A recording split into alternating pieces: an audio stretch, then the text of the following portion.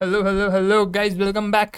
आपका स्वागत है हमारे लेक्चर नंबर 6 में। और इस लेक्चर में सर हमारा चैप्टर 1 पूरा का पूरा ख़त्म हो जाएगा। वैसे तो चैप्टर 1 सिर्फ लेक्चर नंबर 5 के अंदर ही ख़त्म हो गया था अपना, लेकिन अभी भी सर कुछ चीज़ें बाकी है चैप्टर 1 के अंदर, जैसे कि अपना क्वेश्चन बैंक बाकी है। क्वेश्चन बैंक अपने को डिस्कस करना है, क्वेश्चन पेपर भी अपने को डिस्कस करना है, और रिवीजन करना है। सर पूरा चैप्टर का अपने को रिवीजन करना है अपने हैंड रिटन नोट से जो कि अपन ने बनाए हुए।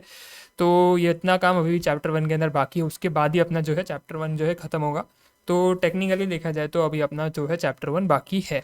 ठीक है, उसके अंदर की थोड़ी बहुत चीज़ें हैं जो कि अपने को निपटानी है, उसके बाद अपना चैप्टर 1 जो है ख़त्म हो जाएगा। एंड एक बार देख लूँ बैटरी कम है तो मैं एक बार चार्ज पे भी लगा देता हूँ इस सही से अपना। ठीक है, स्विच बोर्ड है ना, तो अपन चार्ज पे लगा देते हैं, एक सेकेंड।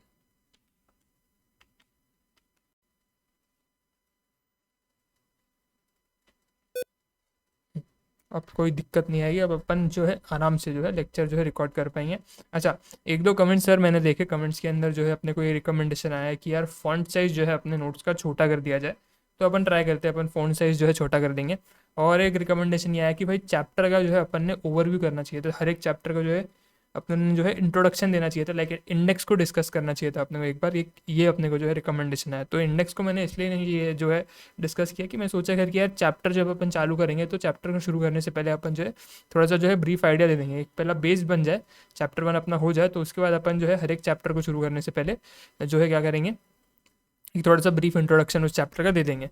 तो वैसा अभी अपन करेंगे कि अपन जो है हर एक चैप्टर शुरू करने से पहले एक थोड़ा सा उसका ब्रीफ इंट्रोडक्शन दे देंगे, क्योंकि अभी तो सर लेक्चर 1 तो रिकॉर्ड हो चुका है, वापस से लेक्चर 1 अपन रिकॉर्ड कर नहीं सकते, है ना। तो अभी के लेक्चर में सर, अभी के लेक्चर में क्या कार्यक्रम करना है अपने को, तो अभी के लेक्चर में अपन सबसे पहले जो है अपना रिवीजन कर लेते हैं पूरा चैप्टर 1 का अपने हैंड रिटन नोट से। तो अगर आपने अभी तक आपने हैंड रिटन नोट्स कंप्लीट नहीं किए हुए तो मैं बता दूं, टेलीग्राम चैनल आपने फिर ज्वाइन नहीं किया हुआ होगा। टेलीग्राम चैनल का लिंक नीचे डिस्क्रिप्शन में, वहाँ पे अपन ने होमवर्क जो है डेली बेसिस पे अपलोड किया हुआ है।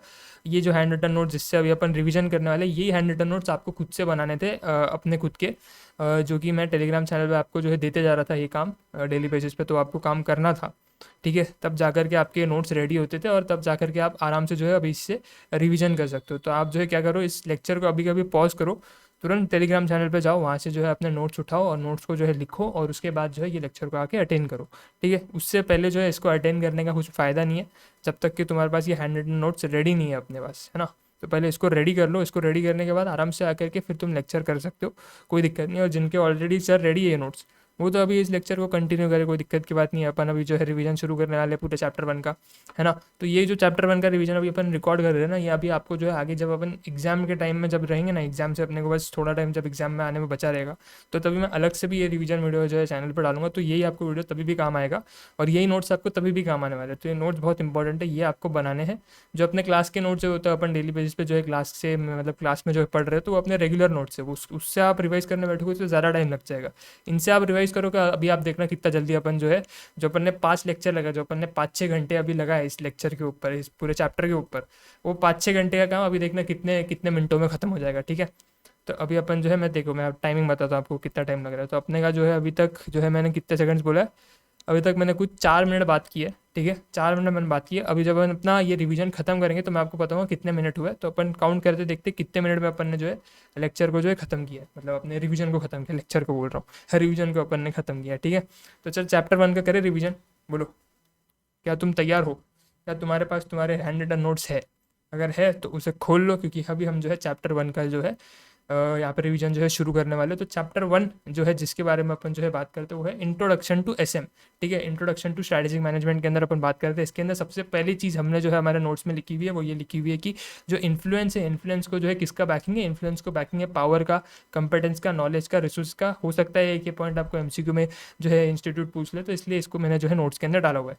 उसके बाद अगला सर अगर आप देखोगे तो एक फ्लो चार्ट आ रहा हुआ है। आई नो थोड़ी सी खिचड़ी है, बट मैंने आपको बोला था कि आप खुला खुला अच्छे से बनाना। मैंने जब बनाए थे तो मैंने थोड़ा खिचड़ी करते हुए, बस टाइम कम था तो मैंने इसके लिए बनाया। आपके पास अच्छा इनफ टाइम है तो आप अच्छे से जो है मतलब एकदम ऐसे साफ साफ जो है लिखना। ठीक है, जो strategic management is made up by developing बोल रहा है। स्ट्रैटेजिक मैनेजमेंट के अंदर आप, स्ट्रैटेजिक मैनेजमेंट के इस प्रोसेस के अंदर आप करते क्या हो? याद है अपन ने क्वेश्चन क्लास में भी अच्छे से याद किया था। स्ट्रैटेजिक मैनेजमेंट के प्रोसेस के अंदर अपन करते क्या? तो स्ट्रैटेजिक मैनेजमेंट के प्रोसेस के अंदर अपन क्या करते? फॉर्म का विजन मिशन बनाते, स्ट्रैटेजिक एनालिसिस करते, है ना, स्ट्रैटेजिक एनालिसिस करते, फिर हम लोग जो है फॉर्म के ऑब्जेक्टिव्स को डिफाइन करते। ठीक है, हमारी जो स्ट्रैटेजी होती है उसको क्रिएट करते हैं, चूज़ करते हैं, इम्प्लीमेंट करते हैं, है ना, स्ट्रैटेजी को। और उसके बाद जो स्ट्रैटेजी हमने इम्प्लीमेंट की है उसको अपन क्या करते हैं, मेजर करते हैं। बेसिकली अपना जो परफॉर्मेंस है अपन उसको मेजर करते हैं कि क्या अपन ने जो स्ट्रैटेजी अपनाई है क्या वो अपने लिए जो है यूज़फुल साबित हो रही है क्या, ये अपन देखते हैं। उसके लिए अपने को अपना परफॉर्मेंस मेजर करना पड़ता है सर, ठीक है। ये एक अपन ने पार्ट देखा। उसके बाद सर अपन ने क्या देखा, स्ट्रैटेजी जो है, स्ट्रैटेजी हमारा क्या है, स्ट्रैटेजी जो है हमारा एक गेम प्लान है।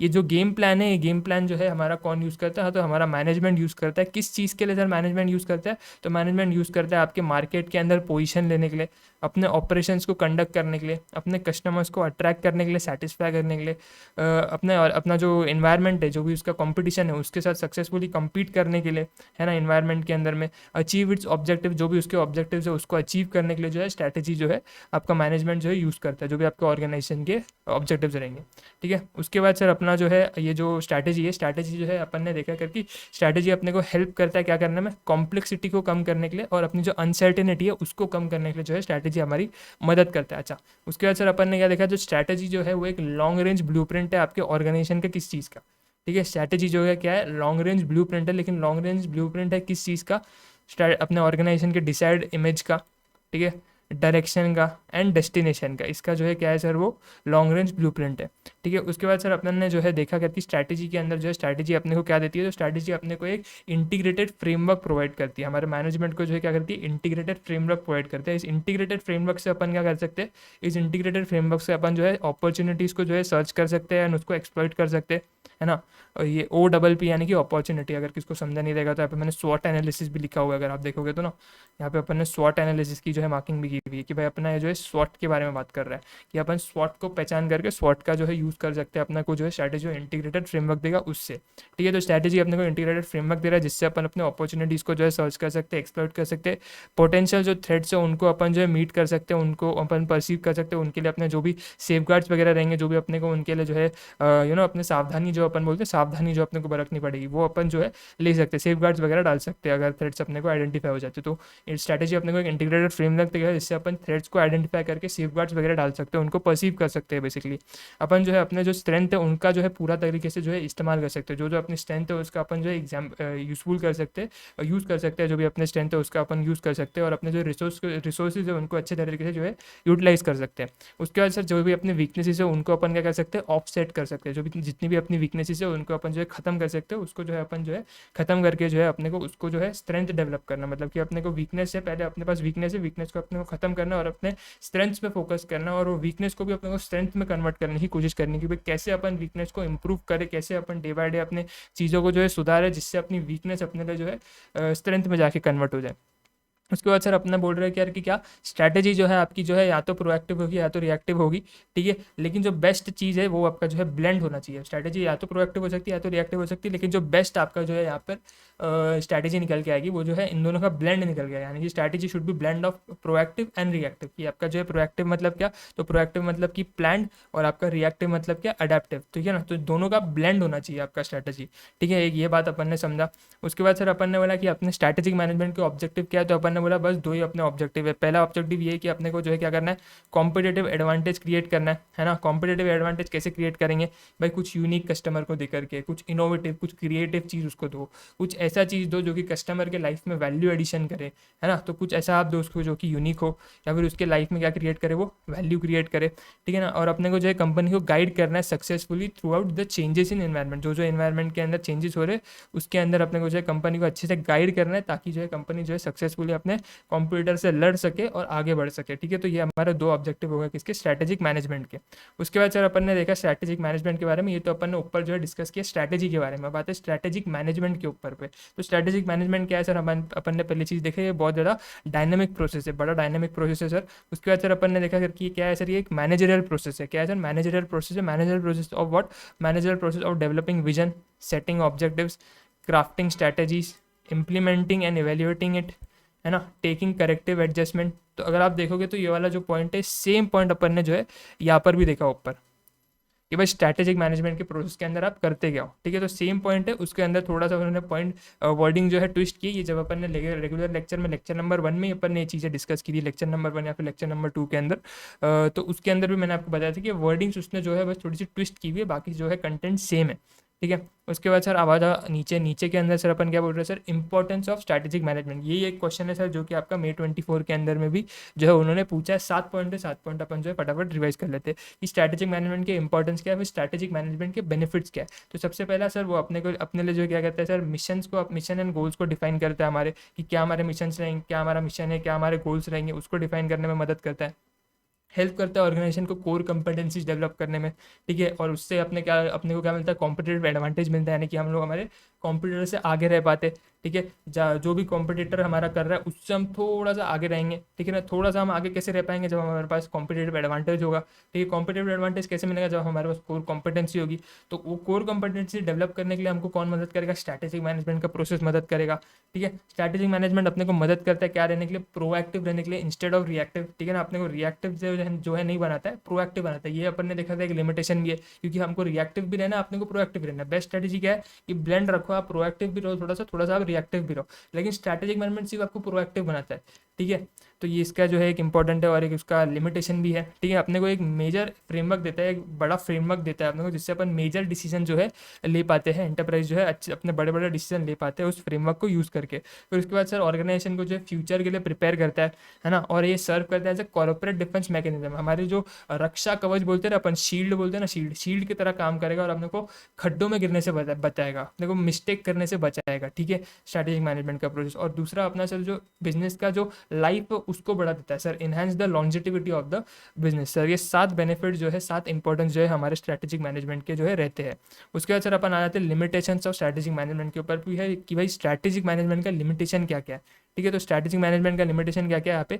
स्ट्रैटेजिक मैनेजमेंट का सबसे पहला लिमिटेशन ये है कि भाई अपना जो इन्वायरमेंट है वो काफ़ी ज़्यादा टर्बुलेंट है, काफ़ी ज़्यादा कॉम्प्लेक्स है सर। इसके अंदर अपन ने एग्जाम्पल देखा था इलेक्ट्रॉनिक व्हीकल्स का, कि यार ओला की गाड़ी में आग लग गई है, लेकिन ओला की गाड़ी के अंदर आग लगी, इसका इम्पैक्ट किसको आ रहा था, बाकी कंपनियों को भी आ रहा था। क्यों? क्योंकि इन्वायरमेंट के अंदर से सारी कंपनियां ऑपरेट कर रही है, सारी कंपनी उस इन्वायरमेंट के अंदर आती है, जिसका इन्वायरमेंट के अंदर ओला था। तो ओला की गाड़ी को जो है आग पकड़ा, ओला की ईवी इलेक्ट्रॉनिक व्हीकल को आग पकड़ा, तो जो एथर है, ठीक है, टाटा है, इनको भी इम्पैक्ट पड़ना शुरू हो गया, क्योंकि इन्वायरमेंट के अंदर ये न्यूज़ फैल गया। इन्वायरमेंट के अंदर जो लोग हैं, कस्टमर है, उनके दिमाग में ये आ गया कि भाई इलेक्ट्रॉनिक व्हीकल, तो हर एक इलेक्ट्रॉनिक व्हीकल जो है आग पकड़ती है, तो इलेक्ट्रॉनिक व्हीकल लो ही मत। तो ओला की गाड़ी जलने की वजह से बाकी सारे कंपनियों की गाड़ियों पे भी जो है, उनके सेल पे भी जो है इम्पैक्ट आया। तो इन्वायरमेंट बड़ा क्या है सर, कॉम्प्लेक्स है, टर्बुलेंट है। इन्वायरमेंट की वजह से जो है हमारे स्ट्रैटेजिक मैनेजमेंट के प्रोसेस के अंदर भी लिमिटेशन आ जाता है। ठीक है। और एक यहाँ पे जो है एग्जाम्पल है कि भाई कोई नया जो है कंप्यूटर आपका जो है अंदर मार्केट में आ गया, नया कंप्यूटर मार्केट के अंदर आएगा, तो अपना नया प्रोडक्ट लेकर के आएगा, सेल बढ़ाएगा, प्राइस कम करने को देगा, तो उसकी वजह से भी अपने को जो है थोड़ा बहुत दिक्कत होएगा। ठीक है। उसके बाद सर अपने को जो है अगला लिमिटेशन क्या था, तो अगला लिमिटेशन अपना ये था कि अपने को जो है प्रिडिक्ट करना जो है डिफिकल्ट होता है, कि कैसे चीज़ें जो है फ्यूचर में बदलेगी। अपन जो है अपना जो है एक एस्टिमेशन लगाएंगे, अपन जो है अपना प्रिडिक्शन करेंगे कि भाई ऐसा ऐसा फ्यूचर में होगा, बट ज़रूरी नहीं है वैसा ही फ्यूचर में हो।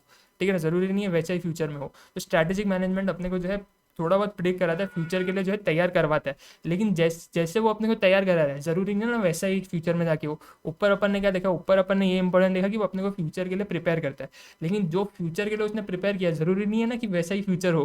फ्यूचर कुछ और भी हो सकता है, जिस चीज़ के लिए अपन प्रिपेयर हुए शायद वो चीज़ हो ही ना, कुछ ऑल टुगेदर एक डिफरेंट चीज़ हो जाए, है ना। लेकिन उसके लिए तो अपन फिर तैयार नहीं होंगे ना, फिर अपने को रिएक्टिव बनना पड़ेगा वहाँ पे। लेकिन स्ट्रैटेजिक मैनेजमेंट तो अपने को प्रोएक्टिव बनाता है। स्ट्रैटेजिक मैनेजमेंट तो अपने को प्रोएक्टिव बनाता है, उसने तो एक प्लान तरीके से अपने को तैयार करके रखा है फ्यूचर के लिए। अब फ्यूचर वैसा शेप नहीं हुआ, फ्यूचर वैसा नहीं हुआ, तो अपने को रिएक्टिव होना पड़ेगा। लेकिन स्ट्रैटेजिक मैनेजमेंट अपने को रिएक्टिव बनाते नहीं है, वो तो अपने को क्या बनाता है, वो तो अपने को सिर्फ प्रोएक्टिव बनाता है ना। इधर लिखा हुआ है, सिर्फ अपने को क्या बनाता है, वो प्रोएक्टिव बनाता है। तो एक ये इसका लिमिटेशन हो गया। उसके बाद सर क्या होता है, टाइम कंज्यूमिंग प्रोसेस है। तो ये छोटा मोटा प्रोसेस नहीं, कंटिन्यूस बेसिस पे जो है चलता रहता है। ऐसा नहीं कि साल 2 साल किया तो खत्म हो जाएगा, नहीं। टाइम कंज्यूमिंग प्रोसेस चलता ही रहता है स्ट्रैटेजिक मैनेजमेंट थ्रू आउट, जब तक आपका ऑर्गेनाइजेशन जो है ऑपरेट कर रहा है। उसके बाद सर कॉस्टली भी बहुत ज़्यादा, कॉस्टली क्यों है, क्योंकि आपको जो एक एक्सपर्ट इंगेज करना पड़ेगा। अब एक्सपर्ट आप इंगेज करोगे तो वो फ्री में तो काम करेगा नहीं, पैसा लेगा सर, तो कॉस्टली अपने लिए जो है कॉस्ट अपनी बढ़ जाएगी। तो कॉस्टली प्रोसेस है sir. Difficult to visualise how computer will respond and move forward, अपने लिए जो है बहुत ज़्यादा जो है डिफिकल्ट है कि कैसे जो है यहाँ पे कंप्यूटर जो है आगे बढ़ेगा, कैसे वो जो है रिस्पॉन्स दिखाएगा अपनी स्ट्रैटेजीज़ को, जो अपन स्ट्रैटेजीज लगा रहे हैं उसके रिस्पॉन्स में वो क्या करेगा, ये अपने लिए जो है प्रिडिक्ट करना काफ़ी ज़्यादा डिफिकल्ट है। इसमें अपन ने एग्जांपल क्या देखा था, एयरपॉड्स का एग्जांपल देखा था एप्पल का, कि एप्पल ने जो है इनोवेशन किया, एप्पल जो है एक प्रोडक्ट लेकर के आया। ठीक है ना। तो किसी ने ये सोचा ही नहीं था कि यार एप्पल जो है कुछ ऐसा वायरलेस समथिंग कुछ तो भी लेकर के आएगा एयरपॉड, जिससे 3.5 mm का जैक ही वो अपने फ़ोन में से हटा देगा। तो बाकी कंपनियों ने भी फिर उसको जो है कॉपी किया, है ना, बाकी कंपनियों में। लेकिन बाकी कंपनियां जब तक एप्पल वो चीज़ कर नहीं रहा था तो बाकी कंपनियों ने थोड़ा ना ये पता था कि भाई एप्पल कभी तो भी ऐसा करेगा, तो चल अपन ही पहले उसको करके रखते हैं। स्ट्रैटेजिक मैनेजमेंट ने ये थोड़ा ना अपने को पता है कि भाई एप्पल जो है वायरलेस समथिंग कुछ तो भी लेकर आने वाला है, एयरपॉड्स वगैरह कुछ लेकर आने वाला है, तो एक काम करो तुम उससे उसके लाने से पहले तुम ही लॉन्च कर दो।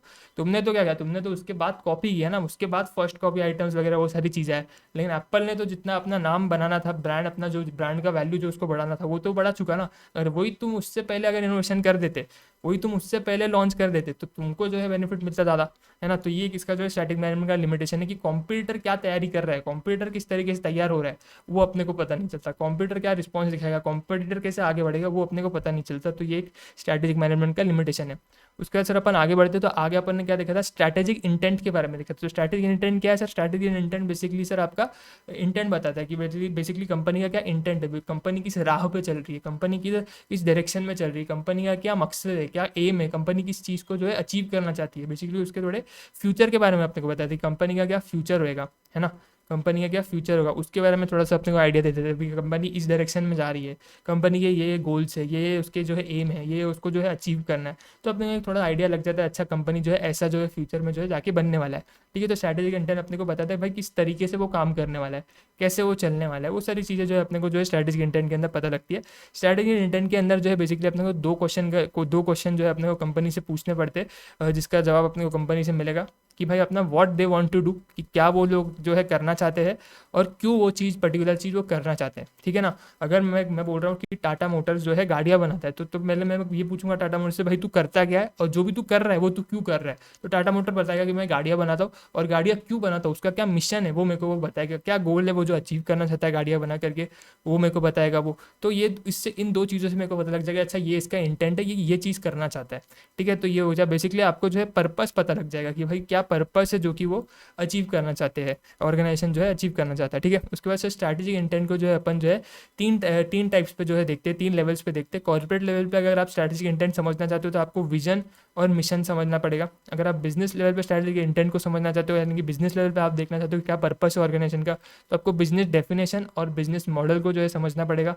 ठीक है, बिजनेस मॉडल के अंदर अपन देखते हैं B2B B2C क्या मॉडल वगैरह वो सारी चीज़ें। और एकदम आपको प्रिसाइसली अगर चीज़ों का समझना है, प्रिसाइसली अगर आपको स्ट्रैटेजिक इंटेंट को समझना है, तो आपको जो है उसके गोल्स और उसके ऑब्जेक्टिव्स को जो है यहाँ पे समझना पड़ेगा। सर मेरे ख्याल से इतना वाला पॉइंट आपको जो यहाँ पे क्लियर रहेगा। उसके बाद सर अपन आ जाते हैं सर कॉर्पोरेट लेवल पे। सबसे पहले अपन जो है देखते हैं कि कैसे अपन स्ट्रैटेजिक इंटेंट को समझ पाएंगे। तो अपन ने बोला विजन और विजन से जो है अपन समझ पाएंगे। तो सबसे पहले अपन आ जाते हैं किसके ऊपर, विजन के ऊपर। विजन को समझते हैं। तो विजन अपन बोल रहे हैं क्या सर, तो विजन जो है आपके ब्लूप्रिंट है कंपनी के फ्यूचर पोजिशन का। मैंने आपको क्लास में ही बताया था, क्या बताया था जब अपन लेक्चर कर रहे थे, तो अपन ने मैंने आपको बताया था कि भाई आप जो है आपका जब भी विजन में आपको बोलो तो याद रखना विजन जो है आपका डील करता है फ्यूचर के साथ में। Vision is related with your future. तो विजन को अगर आप समझोगे तो आपको कंपनी के फ्यूचर पोजीशन के बारे में जो है आइडिया लग जाएगा। तो विजन आपको एक ब्लूप्रिंट देगा। जैसे अपन ने यहाँ पे एग्जांपल लिया था कि भाई इंजीनियर है, इंजीनियर लोग है, जब भी कभी जो कोई बिल्डिंग बना रहा है, कोई मशीनरी बना रहा है, तो उसको बनाने से पहले वो एक कागज़ पे लेता है और उसकी एक डिज़ाइन बनाता है, एक ब्लूप्रिंट बनाता है, ताकि उसको एक आइडिया लग जाए कि भाई यार ये फ्यूचर में जब मैं बनाऊंगा मेरी बिल्डिंग को, फ्यूचर में जब मैं बनाऊंगा तो वो ऐसे ऐसे दिखने वाली है। ठीक है, तो उसके दिमाग में एक पिक्चर है। अब वो पिक्चर को बाकी लोगों को कैसे बताएगा, तो वो ड्रॉ करके बताएगा, एक ब्लूप्रिंट बना करके बताएगा। तो वैसे ही सर आपकी कंपनी के जो बड़े बड़े कॉर्पोरेट लेवल मैनेजर लोग होते हैं ना, इनके दिमाग में विजन होता है। ये लोग विजन बनाते हैं, कॉर्पोरेट लेवल मैनेजर्स विजन बनाते हैं। तो इनके दिमाग में एक पिक्चर रहता है। अब ये पूरी ऑर्गेनाइजेशन के साथ उस पिक्चर को कैसे शेयर करे, कैसे अपना विजन जो है जो उनके दिमाग में वो कैसे कम्युनिकेट करे। तो वो लोग जो है एक विजन स्टेटमेंट बनाते हैं जो कि ब्लूप्रिंट रहता है कंपनी के फ्यूचर का, जिससे बाकी लोगों को भी जो है आइडिया आ जाता है कि अच्छा अपनी ऑर्गेनाइजेशन जो है इस डायरेक्शन में जाने वाली है, ऐसे ऐसे जो है वो फ्यूचर में जाके बनने वाली है। ठीक है, ये अपने को एक ग्लिम्स दे देता है कि कंपनी जो है कैसे जो है फ्यूचर में जो है बनने वाली है। सर विजन जो है अपने को क्या देता है, एक ग्लिम्स दे देता है कि भाई कंपनी जो है कैसे जो है फ्यूचर में जाके बनने वाली है। ठीक है, अभी फिर अगला क्वेश्चन आता है सर इसके अंदर जो है विजन के एसेंशियल्स क्या है। ठीक है, मैंने आपको क्लास में बताया था इधर दो टाइप के क्वेश्चन आपके बन सकते हैं। या तो वो आपको बोलेगा अभी विजन स्टेटमेंट ड्राफ्ट करके बता, उसके अंदर अपन ने क्लास में एग्जाम्पल डिस्कस किए थे। HDFC का अपन ने विजन स्टेटमेंट देखा था, LIC का देखा था, एप्पल का देखा था, है ना। तो या तो आपको बोलेगा विजन स्टेटमेंट ड्राफ्ट कर एक पर्टिकुलर कंपनी के लिए, वो आपको केस स्टडी बना करके दे देगा। आज के इस लेक्चर में अपन वो भी डिस्कस करेंगे भाई क्वेश्चन बैंक के अंदर अपने को क्या जो है कैसे क्वेश्चंस वगैरह आते हैं। ठीक है, और उसके बाद सर अपने को जो है वो या तो दूसरा क्वेश्चन कैसे देगा, दूसरा क्वेश्चन या तो वो देगा आपको एसेंशियल्स का, एक सेपरेट क्वेश्चन बना के देगा, बोलेगा बताओ क्या विजन के एसेंशियल्स है, तो आपको बताने पड़ेंगे। बेसिक पॉइंट है, 4 पॉइंट है, कुछ नहीं है उसके अंदर, सब ईजी है सर। उसके अंदर सर सबसे पहले आपको ये बताना पड़ेगा कि क्या सर एंटरप्रेन्योर को जो है क्रिएटिवली सोचना पड़ेगा। ये एक चैलेंज है एंटरप्रेन्योर के पास में कि भैया तेरे को बहुत ज़्यादा क्रिएटिव सोच जो है रखनी पड़ेगी। ये जो है एक्सरसाइज है इंटेलिजेंट इंटरप्रेन्योरशिप का। इंटेलिजेंट इंटरप्रेन्योरशिप का क्या एक्सरसाइज है, कोई भी आलू चालू बंदा जो है विजन स्टेटमेंट नहीं बना पाएगा। इंटेलिजेंट होना चाहिए सर वो बंदा को क्रिएटिवली सोचना पड़ेगा, तब जाकर के एक अच्छा विजन स्टेटमेंट जो है वो बना पाएगा। अगर आप एक अच्छा विजन स्टेटमेंट बनाते हो ना, तो आपके एम्प्लॉय लोगों के अंदर, आपके जो मेंबर्स होंगे ना ऑर्गेनाइजेशन के, उसके अंदर इंथुजियाज्म भरेगा। उनको जो है ये करेगा फिर कि भाई हाँ अपन जो है अपने को जो है कंट्रीब्यूट करना है, अपने को विजन को जो है ऑर्गेनाइजेशन का जो विजन है उसके इसमें अपने को भी थोड़ा सा अपना कंट्रीब्यूशन देना है, और उस विजन को जो है अपने को अचीव करना है। अपने को जैसे आपने जो भी कॉर्पोरेट लेवल मैनेजर्स वगैरह जैसे अपना विजन वो लोग ड्राफ्ट कर रहे हैं, जैसे वो लोग बोल रहे हैं अपन फ्यूचर में बनेंगे, हाँ हम लोग वैसा बन सकते हैं, वो हम लोग बन के दिखाएंगे।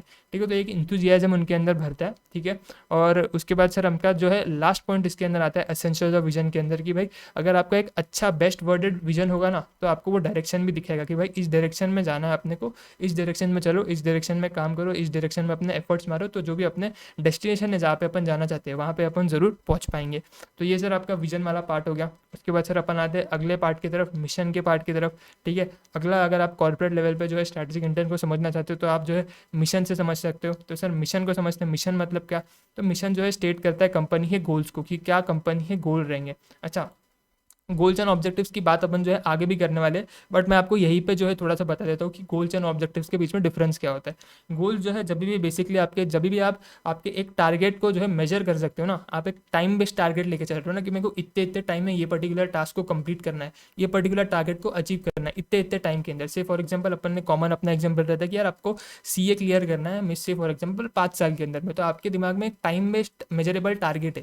ठीक है, आपके दिमाग में एक टाइम बेस्ड मेजरेबल टारगेट है कि यार 5 साल के अंदर मेरे को ये टारगेट कंप्लीट करना है, तो ये आपका गोल नहीं कहलाएगा, ये आपका ऑब्जेक्टिव कहलाएगा। तो जब जब आप एक पर्टिकुलर टारगेट को मेजर कर सकते हो एक टाइम फ्रेम के अंदर आपने उसको सेट किया हुआ है ना, तो वो आपका ऑब्जेक्टिव होगा।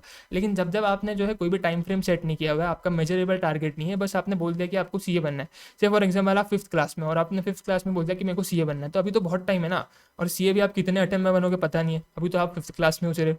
तो आपका एक आपने गोल सेट कर लिया कि यार आपको जो है ये लाइफ में करना है, ये लाइफ में अचीव करना है, कितने टाइम में करना है, कब करना है, ये आपने जो है अभी तक जो है डिसाइड नहीं किया, तो आप जो है उसको आप मेजर नहीं कर पा रहे हो, तो ये आपका गोल हो गया। ठीक है, तो ये आपका जो है एक बेसिक डिफरेंस होता है गोल एंड ऑब्जेक्टिव के बीच में। तो अपन मिशन को क्या बोल रहे हैं, तो मिशन अपना जो है अपन बोल रहे हैं गोल है, कंपनी का गोल है। ठीक है, और अपने को जो है मिशन जो है क्या बताता है कि किस रास्ते पे चल के जो है कंपनी इस गोल को जो है अचीव कर पाएगी, कि किन रास्तों पे कंपनी को चलना पड़ेगा, जिन रास्तों पे चल के कंपनी उस मिशन को जो है पूरा कर पाएगी, अपने गोल्स को अचीव कर पाएगी। ठीक है, मिशन जो है हेल्प करता है अपने को अंडरस्टैंड करने में कि क्या कंपनी का पर्पस है, जो फर्म है, जो ऑर्गेनाइजेशन है, उसका क्या पर्पस है, ये भी जो है अपने को जो है समझने में जो है मिशन मदद करता है। डिफाइन करता है व्हाट बिजनेस फर्म्स अंडरटेक किया, क्या बिजनेस फर्म ने अंडरटेक करके रखा हुआ है, उसकी प्रेजेंट में क्या कैपेबिलिटीज़ है, प्रेजेंट में क्या एक्टिविटीज़ वो कंडक्ट कर रहा है बिजनेस, प्रेजेंट में उसका क्या कस्टमर फोकस है, प्रेजेंट में उसका रोल क्या है सोसाइटी के अंदर, ये सारी चीज़ें अपने को जो है मिशन से जो है पता लगती है। इसके अंदर सर एक इंडिविजुअल क्वेश्चन जो कि आपका May 24 में भी आ चुका है, कि भाई मिशन जो है हमारे पास होना क्यों कंपलसरी है। ठीक है, मिशन का इंपॉर्टेंस क्या है, क्यों अपन बोल रहे हैं कि यार मिशन जो है, एक मिशन जो है ऑर्गेनाइजेशन के पास होना बहुत ज़्यादा ज़रूरी है। मिशन जो ऑर्गेनाइजेशन के पास होना बहुत ज़्यादा ज़रूरी है, क्योंकि वो यूनामिनिटी ऑफ पर्पस जो है हमारा जो है इंश्योर करता है कि भाई यूनामिनिटी ऑफ पर्पस हो, यानी कि सबका जो गोल है, सबका जो टारगेट है वो एक जैसा हो। ठीक है, सबका पर्पस जो है एक जैसा हो, सब एक ही पर्पस के लिए काम करना चाहिए, यूनामिनिटी ऑफ पर्पस हो। ठीक है, दूसरा अपने को बेसिस मिल जाए रिसोर्स अलोकेशन के लिए, रिसोर्स यूटिलाइजेशन के लिए। ठीक है, तीसरा अपने को क्या मिल जाए, जो तीसरा अपने जो ऑर्गेनाइजेशन के लिए जनरल टोन सेट हो जाए। ठीक है ना, एक अच्छा क्लाइमेट बन जाए, एक अच्छा इन्वायरमेंट बने, वर्किंग इन्वायरमेंट बने अच्छा सा, जिसमें लोग अच्छे से काम कर सकते हो। जनरल टोन सेट हो जाए कि यार भाई मैं किसी को भी जाके पूछूंगा भाई उसका मिशन क्या है, तो वो एक ही बोलेगा। ठीक है, से फॉर एग्जाम्पल मेरा मिशन है कि मेरे को जो है एकदम जो है बेस्ट प्राइस पे जो है एकदम अफोर्डेबल प्राइस पे जो है क्वालिटी प्रोडक्ट जो है लेकर के आना है, तो मेरा ये मिशन है, मेरा क्या है, ये मेरा मिशन है। ठीक है, तो बेस्ट प्राइस पे एक अफोर्डेबल जो है अपने को जो है क्या लेकर के आना है, प्रोडक्ट जो है अपने कस्टमर्स के लिए जो है लेकर के आना है, ये मेरा मिशन है। तो मैं किसी को भी ऑर्गेनाइजेशन में जाकर के पूछूंगा ना, तो वो बंदा मेरे को वही बोलेगा बोलेगा जो मैंने मेरा मिशन बताया हुआ है। मैं अगर एक्स एम्प्लॉय को जाके पूछूंगा भाई बता तेरा मिशन क्या है, तो बोलेगा कि मेरी कंपनी का मिशन है कि मेरे को जो है मेरी कंपनी को जो है बेस्ट प्राइस पे जो है बेस्ट प्रोडक्ट को जो है ऑफर करना है, अफोर्डेबल प्राइस पे एकदम बेस्ट प्रोडक्ट जो है ऑफर करना है। मैं एम्प्लॉय ए को जाके पूछूंगा वो भी वही बात बोलेगा, एम्प्लॉय बी को जाके पूछूंगा वो भी वही बात बोलेगा। जनरल टोन सेट हो रहा है, सभी लोग एक ही बोली बोल रहे हैं कि भाई हमारा मिशन ये है। ठीक है, तो उसके लिए सर हमारे लिए बहुत जो है बहुत ज़्यादा ज़रूरी है मिशन। उसके बाद सर अपने को एक फोकल पॉइंट मिलता है, अपने को पता लगता है कि कहाँ अपने को ध्यान देना है, क्या कैसे अपने को रिसोर्स को यूज़ करना है। जिधर भी आपका जो मेन एरिया होगा अपन वहीं पे जो है अपने मेजर रिसोर्सेज जो है यूज़ करेंगे सर। तो अपने को एक फोकल पॉइंट मिल रहा है। ठीक है, अपन अपने जो ऑब्जेक्टिव्स एंड गोल्स है जो कि अपन ने पेपर पे लिख के रखे हुए, एक ब्लैंक पेपर अपन ने लिखे लिया हुआ है और ब्लैंक पेपर के अंदर अपन ने लिख के रखा हुआ है कि अपनी ऑब्जेक्टिव्स है ये अपने गोल्स है। तो सिर्फ अपने को इस ब्लैंक पेपर पे लिख के नहीं रखना है, अपने को उसको वर्क स्ट्रक्चर में भी लेकर के आना है, अपने को उसके लिए काम करना है, तभी जाकर के अपन उनको जो है अचीव कर पाएंगे। और उसके बाद सर अपने जो है पर्पस को जो है स्पेसिफाई करने के लिए अपने को जो है मिशन जो है ज़रूरी होता है। अपने लिए मिशन जो है ज़रूरी होता है कि अपना पर्पस जो है स्पेसिफाई हो जाए। अपने को पता है अपना पर्पस क्या है, लेकिन बाकी लोगों को नहीं पता है ना, तो बाकी लोगों को बताने के लिए अपने को जो है मिशन स्टेटमेंट जो है ड्राफ्ट करना पड़ता है। तो मेरे ख्याल से विजन और मिशन वाला पार्ट जो है आप लोगों को यहाँ पर जो है क्लियर होएगा। उसके बाद सर अपन आगे आ जाते, आगे अपन देखते मिशन के बारे में। सर और भी चीज़ें उन्होंने बताया हुआ है यहाँ पे हमारे को कि मिशन का जो है यहाँ पे मिशन में जो है अपन जो है किस पे फोकस करते हैं कि भाई हु वी आर, कौन हम लोग आज की डेट में है और हम लोग आज की डेट में कर क्या रहे, व्हाट वी डू। ठीक है, तो बेसिकली मिशन जब भी आपका आता है तो मिशन जो है प्रेजेंट के साथ डील करता है। विजन जब भी आता है तो विजन आपके फ्यूचर के साथ डील करता है। विजन हमेशा जो है बोल रहा था कि भाई फ्यूचर की पोजीशन के बारे में बताएगा, मिशन जो बोल रहा है प्रेजेंट की पोजीशन के बारे में बताएगा कि प्रेजेंट में क्या पोजीशन है, प्रेजेंट में क्या क्या कस्टमर फोकस है, प्रेजेंट में कौन सी एक्टिविटीज़ कंडक्ट कर रहे हो। तो प्रेजेंट के बारे में बात करता है मिशन, विजन जो है फ्यूचर के बारे में बात करता है। ठीक है, उसके बाद सर अपन आगे आ जाते हैं। आगे अपन बोल रहे हैं सर जो गुड मिशन स्टेटमेंट है, एक अच्छा मिशन स्टेटमेंट है ना, वो कैसा होता है। तो अपन बोल रहे हैं गुड मिशन स्टेटमेंट प्रिसाइज होना चाहिए, है ना, एकदम प्रिसाइज टू द पॉइंट बात करो, क्लियर होना चाहिए। ठीक है ना, वेग नहीं होना चाहिए, अपन बोलते हैं ना लॉ में वेग नहीं होना चाहिए, यानी कि डबल मतलब नहीं होना चाहिए उस मिशन का, दोगला नहीं होना चाहिए, वेग नहीं होना चाहिए, एकदम क्लियर होना चाहिए, है ना।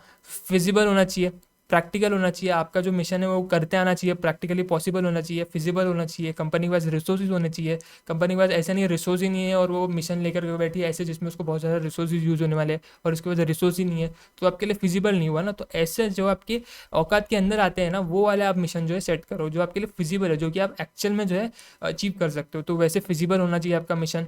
ठीक है, फिर डिस्टिंक्टिव होना चाहिए। डिस्टिंक्टिव यानी है क्या, यूनिक होना चाहिए, आपके कंप्यूटर से अलग होना चाहिए। ऐसा नहीं होना चाहिए आपका कंप्यूटर से आपने कॉपी करके लिया हुआ है ना। और मोटिवेटिंग होना चाहिए। अपन ने एक चीज़ पढ़ी थी कि भाई जो विजन है वो इंथुजियाज्म क्रिएट करता है, तो मिशन जो है मोटिवेशन देता है। मोटिवेशन किस चीज़ के लिए कि भाई जो ऑर्गेनाइजेशन के अंदर रिसोर्सेज पड़े हुए उसको जो है अपन यूज़ करें, उसको यूज़ करके अपन जो है प्रोडक्टिविटी अचीव करें, उसको यूज़ करके जो है अपने जो बाकी के जो टास्क है वो अपन अच्छे से परफॉर्म करें। तो उसके लिए अपने को जो है क्या देता है, मोटिवेशन देता है। अच्छा, जैसे अपन ने विजन के एसेंशियल्स देखे थे ना, वैसे मिशन के भी कुछ एसेंशियल्स है। क्या है सर मिशन के एसेंशियल्स। तो सबसे पहला सर आपका जो मिशन है, जो मिशन जो है ऑर्गेनाइजेशन को जो है एक पाथ देना चाहिए डेवलपमेंट के लिए। ठीक है ना, कि आपको आपके जो है डेवलप करने के लिए जो है डेवलपमेंट करने के लिए जो है आपको एक पाथ मिलना चाहिए और ये पाथ भी कैसा होना चाहिए, यूनिक होना चाहिए। ऐसा नहीं होना चाहिए आपने आपके कंप्यूटर को देखा कि कंप्यूटर इस रास्ते पे चला, उसको सक्सेस अचीव हुआ, चल मैं भी उसके पीछे पीछे उस रास्ते पे चल देता हूँ। ऐसा नहीं होना चाहिए, आपका एक खुद का अपना यूनिक पाथ होना चाहिए जिसके ऊपर आप चल के अपनी जो है डेवलपमेंट कर पाओगे अपने ऑर्गेनाइजेशन के अंदर में। मिशन जो है आपको जो है अपनी खुद की एक स्पेशल आइडेंटिटी देता है। ठीक है ना, आपको खुद की एक स्पेशल आइडेंटिटी देता नहीं। ऐसे नहीं होना चाहिए कॉपी करके किसी दूसरे की आइडेंटिटी उठा ली, नहीं, अपनी खुद की एक आइडेंटिटी बताओ, अपनी खुद की आइडेंटिटी बनाओ, अपने खुद का एक पहचान बनाओ। तो वो मिशन आपका जो एक स्पेशल आइडेंटिटी आपको देना चाहिए। उसके बाद सर अपन क्या बोल रहे हैं सर, दूसरा पॉइंट, दूसरा एसेंशियल क्या बोल रहे हैं कि आपका जो मिशन है, मिशन वो कंपनी के बिजनेस को डिफाइन करता है। ठीक है, वो ये बताता है कि कौन सा कस्टमर ग्रुप को अपन टारगेट कर रहे हैं, क्या प्रॉब्लम्स अपन सॉल्व कर रहे हैं, है ना, क्या टेक्निकल हमारे पास टेक्नोलॉजी हमारे पास आज की डेट पे है, कौन सी कंपिटेंसीज आज की डेट में हम लोग रखते हैं। तो ये सारी चीज़ें जो है मिशन बताता है। याद रखना गुड मिशन स्टेटमेंट हमेशा कैसा होता है, यूनिक होता है। ऊपर भी अपन ने देखा कि भाई एक गुड मिशन स्टेटमेंट कैसा होना चाहिए, यूनिक होना चाहिए। एसेंशियल के अंदर भी उन्होंने यूनिक वाला पॉइंट उठा करके डाल दिया सर। तो मेरे ख्याल से मिशन वाला पार्ट भी आपको जो है यहाँ पे क्लियर होगा सर। अब आते हैं sir upon goals and objectives के ऊपर पे। तो अगर आप यहाँ पर देखोगे, ठीक है ना, अगर आप यहाँ पे देखोगे तो अपन क्या पढ़ रहे हैं, स्ट्रैटेजिक इंटेंट पढ़ रहे हैं, बराबर। स्ट्रैटेजिक इंटेंट के अंदर भी अपन ने कॉर्पोरेट लेवल पे स्ट्रैटेजिक इंटेंट को समझ लिया, है ना। अपन जो है अपन किस पे आ रहे हैं, अभी अपन प्रिसाइज टर्म्स में बात करने वाले। ठीक है, बिजनेस लेवल पे जो है आपको जो है उन्होंने बिजनेस लेवल पे उन्होंने बताया कि डेफिनेशन एंड मॉडल के थ्रू आप जो है स्ट्रैटेजिक इंटेंट को समझते हो। लेकिन आपने आपके मॉड्यूल के अंदर है ना डेफिनेशन एंड मॉडल के बारे में उन्होंने ज़्यादा कुछ बताया हुआ नहीं है। ठीक है। तो इसलिए अपने नोट्स में भी नहीं है, अपने नोट्स में उन्होंने अपने मॉड्यूल के अंदर उन्होंने सिर्फ कॉर्पोरेट लेवल के बारे में बताया हुआ है, और प्रिसाइज टर्म्स में आपको जो है अगर स्ट्रैटेजिक इंटेंट को समझना है तो उसके बारे में उन्होंने बताया। तो एग्जाम पॉइंट ऑफ व्यू से वही आपके लिए रिलेवेंट है, तो मैं वहीं पे फोकस कर रहा हूँ, ठीक है। तो अपन आ जाते हैं प्रिसाइज टर्म्स में, समझते हैं कि प्रिसाइज टर्म्स में जो है अपना विजन को अगर अपने प्रिसाइज टर्म्स में अगर अपने स्ट्रैटेजिक इंटेंट को अपने को समझना है तो अपन कैसे समझ पाएंगे। तो अपने को गोल्स एंड ऑब्जेक्टिव समझने पड़ेंगे। गोल्स एंड ऑब्जेक्टिव्स के अंदर मैंने आपको बेसिकली बता दिया कि गोल्स एंड ऑब्जेक्टिव्स के अंदर फ़र्क क्या है, ठीक है ना। तो वो अपने जो है समझ चुके हैं। तो अपने लिए इधर जो है एक मेन क्वेश्चन अपने लिए जो यहाँ पे वेट कर रहा है वो ये है कि ऑब्जेक्टिव्स के कैरेक्टरिस्टिक्स क्या है। State the characteristics of objectives, कि भाई ऑब्जेक्टिव्स के कैरेक्टरिस्टिक्स बताओ, ऑब्जेक्टिव्स की क्या खूबियाँ रहती है ये बताओ, ठीक है। तो ऑब्जेक्टिव्स के कैरेक्टरिस्टिक्स क्या है, तो सबसे पहला सर अपना ऑर्गेनाइजेशन का क्या रिलेशनशिप है अपने इन्वायरमेंट के साथ में, उसको डिफाइन करता है कि ऑर्गेनाइजेशन का क्या रिलेशन है उसके इन्वायरमेंट के साथ में। दूसरा सर अपने को मदद करता है ताकि अपने अपन मिशन और पर्पस को जो है अचीव कर पाए सर, ठीक है। Mission and purpose is one in the same, ठीक है। अगर आप एक भी पॉइंट लिखते हो तो भी चलेगा, बट मिशन एंड पर्पस ये मॉड्यूल के एग्जैक्ट वर्डिंग से आप लिखोगे तो आपको पूरे मार्क्स मिलेंगे यहाँ पे। तो आपका जो है यहाँ पे मदद करता है क्या करने के लिए, अचीव करने के लिए, मिशन एंड पर्पस को जो है अचीव करने के लिए यहाँ पे जो है मदद करता है। फिर आपको जो एक बेसिस देता है, बेसिस के लिए देता है स्ट्रैटेजिक डिसीजन मेकिंग के लिए। स्ट्रैटेजिक डीएम मतलब कि स्ट्रैटेजिक डिसीजन मेकिंग, डीएम मतलब डू मैसेज नहीं अपना इंस्टाग्राम वाला, स्ट्रैटेजिक डिसीजन मेकिंग, ठीक है। तो अपने को एक बेसिस प्रोवाइड करता है किसके लिए, स्ट्रैटेजिक डिसीजन मेकिंग के लिए, ठीक है। फिर अपने जो है स्टैंडर्ड सेट करता है अपने लिए परफॉर्मेंस अप्रेजल के लिए, परफॉर्मेंस को इंप्रूव करने के लिए जो है अपने लिए स्टैंडर्ड सेट करता है। उसके बाद सर आपका जो एक ऑब्जेक्टिव है वो कैसा होना चाहिए, कॉन्क्रीट होना चाहिए और स्पेसिफिक होना चाहिए, ठीक है ना। कॉन्क्रीट और स्पेसिफिक होना चाहिए, और उसके साथ साथ वो कैसा होना चाहिए, मेजरेबल भी होना चाहिए और कंट्रोलेबल भी होना चाहिए। साथ साथ वो क्या होना चाहिए, चैलेंजिंग भी होना चाहिए सर। जो जितने भी आपके डिफरेंट ऑब्जेक्टिव्स है वो कैसे होने चाहिए, आपस में कोरिलेट करने चाहिए, ठीक है ना। डिफरेंट जितने भी आपके ऑब्जेक्टिव्स है वो क्या होने चाहिए, आपस में कोरिलेट करने चाहिए। इसके लिए भी अपन ने एग्जांपल देखा था कि भाई आप सीए कर रहे हो, सीए इंटरमीडिएट जस्ट आपने क्लियर ही किया, आपका आर्टिकलशिप शुरू होने वाला है, अब आप बोल रहे हो मैं डॉक्टर बनूंगा, है ना। अब आप बोल रहे हो डॉक्टर बनूंगा, तो ये जो है कोरिलेट नहीं कर रहा है। आपका ऑब्जेक्टिव है इधर, पहला आपका ऑब्जेक्टिव जो था सीए बनना है, आपको सीए बनना है इतने टाइम में, अब आप बोल रहे हो डॉक्टर बनूंगा, है ना। तो दो जो ऑब्जेक्टिव है वो आपस में कोरिलेट नहीं कर रहे। तो जितने भी आपके डिफरेंट ऑब्जेक्टिव होने चाहिए वो आपस में कोरिलेट करने चाहिए। और उसके बाद आपका जो है अगला पॉइंट आ रहा है क्या, set within constraints of organisation. जितने भी आपके ऑर्गेनाइजेशन के कंस्ट्रेंट हैं, जितने आपके पास रिसोर्सेज अवेलेबल है, ऊपर भी अपन ने क्या बोला, फिजिबल के अंदर, फिजिबल है जब अपन ने देखा है इधर, तो फिजिबल के अंदर भी मैंने आपको एक बात बोली, ठीक है ना। सॉरी डिस्टिंक्टिव पे मैं इधर हाईलाइट कर रहा हूँ। फिजिबल के अंदर भी मैंने आपको एक बात बोली, फिजिबल के अंदर भी मैंने क्या बात बोली कि भाई आपका जो डिफरेंट जो आपके ये होना चाहिए अपना, जो आपके ये होना चाहिए, आपके जो मिशन है, मिशन जो आपके वो अचीव करते आना चाहिए। आपका जो रिसोर्सेज है ना, वो रिसोर्सेज के अकॉर्डिंगली आप आपके मिशन सेट करो, है ना। रिसोर्सेज अगर आपके पास रिसोर्सेज नहीं है और आप बोल रहे हो मैं ये पर्टिकुलर चीज़ को करूँगा, उसके लिए आपको रिसोर्सेज चाहिए रहने वाले हैं, आपको रिसोर्सेज लगेंगे, लेकिन आपको रिसोर्सेज नहीं है तो फिर आप वो कर ही नहीं पाओगे ना, आपके लिए फिजिबल ही नहीं रहेगा। तो आपका जो भी ऑब्जेक्टिव है ना वो आपके रिसोर्सेज के कंस्ट्रेंट के विद इन आप सेट करो, ठीक है ना। जितने रिसोर्सेज है उसके हिसाब से आप आपके ऑर्गेनाइजेशन के क्या करो, ऑब्जेक्टिव्स को जो सेट करो। तो ये आपके क्या हो गए सर, 10 आपके जो है यहाँ पे जो है क्या हो गए सर, ऑब्जेक्टिव्स के जो है आपके कैरेक्टरिस्टिक्स हो गए।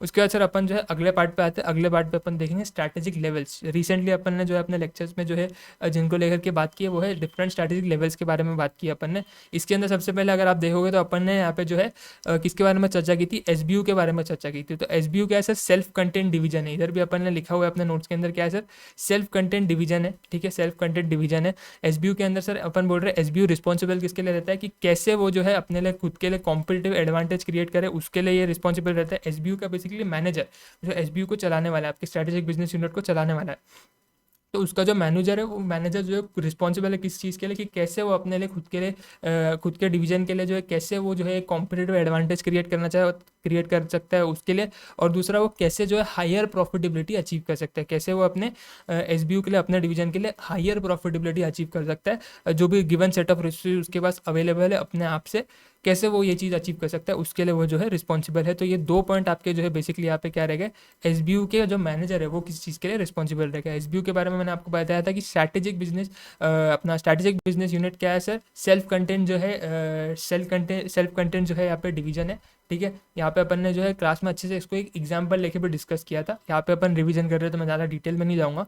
अगर आपको किधर भी दिक्कत आ रही है तो आप जो है लेक्चर वगैरह देख सकते हो।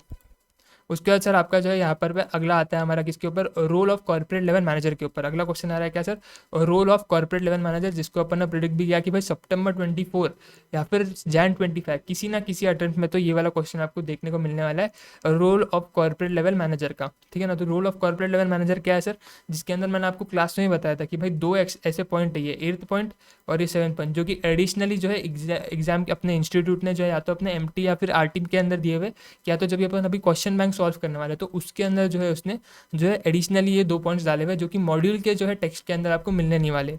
तो ये एडिशनल 2 पॉइंट्स मैंने बाद में अपने नोट्स के अंदर भी ऐड किए हुए, तो आप लोगों ने भी आई होप ये सारी चीज़ें अच्छे से नोट की हुई है और अपन ने क्लास में ये चीज़ ऑलरेडी डिस्कस की हुई भी है।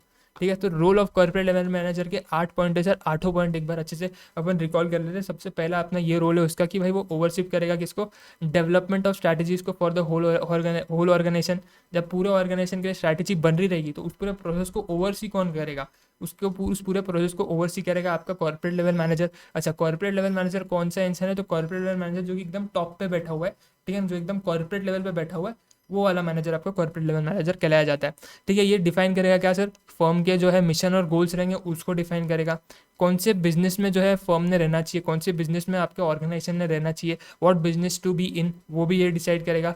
ठीक है, कैसे आप डिफरेंट आपके बिजनेसेस, क्योंकि एक बिजनेस तो नहीं रहेगा ना आपके पास, आप कॉर्पोरेट लेवल मैनेजर को अगर बिठा रहे हो, कॉर्पोरेट लेवल मैनेजर बेसिकली बड़े बड़े ऑर्गेनाइजेशन में आपको मिलते हैं, जैसे कि टाटाज हो गए है ना, रिलायंस हो गए, अडानी हो गया, तो इनके पास मल्टीपल बिजनेसेस रहते हैं। जैसे टाटा के अंदर देखोगे टाटा मोटर्स है, टाटा स्टील है, ठीक है ना, टाटा का एफएमसीजी सेक्टर के अंदर भी है बहुत सारा, ठीक है ना, तो उसके बहुत सारे अलग अलग बिजनेसेस है, तो अलग अलग बिजनेस को जो है आपको जो है रिसोर्सेज अलोकेट करने पड़ते हैं अलग अलग बिजनेस के अंदर में। तो कैसे आप कौन से बिजनेस के अंदर कितने रिसोर्सेज अलोकेट करोगे ना, वो डिसीजन भी कौन लेगा, तो वो डिसीजन भी आपका जो है कॉर्पोरेट लेवल मैनेजर लेगा। आपको जो है स्ट्रैटेजीज को बनाना भी है और स्ट्रैटेजीज को इंप्लीमेंट भी करना है, ठीक है ना, फॉर्मुलेशन भी आपको देखना है और इम्प्लीमेंटेशन भी आपको ही देखना है। आपको जो है पूरे ऑर्गेनाइजेशन को जो है लीडरशिप प्रोवाइड करनी है। उसके साथ साथ सर आपको ये इंश्योर करना जो भी आपके कॉर्पोरेट लेवल और बिजनेस लेवल स्ट्रैटेजीज है, ठीक है ना, जो भी आपकी कंपनी परस्यू कर रही है वो कंसिस्टेंट होने चाहिए आपके ऑब्जेक्टिव के साथ में, कि भाई आपको शेयर होल्डर का वेल्थ मैक्सिमाइज करना है।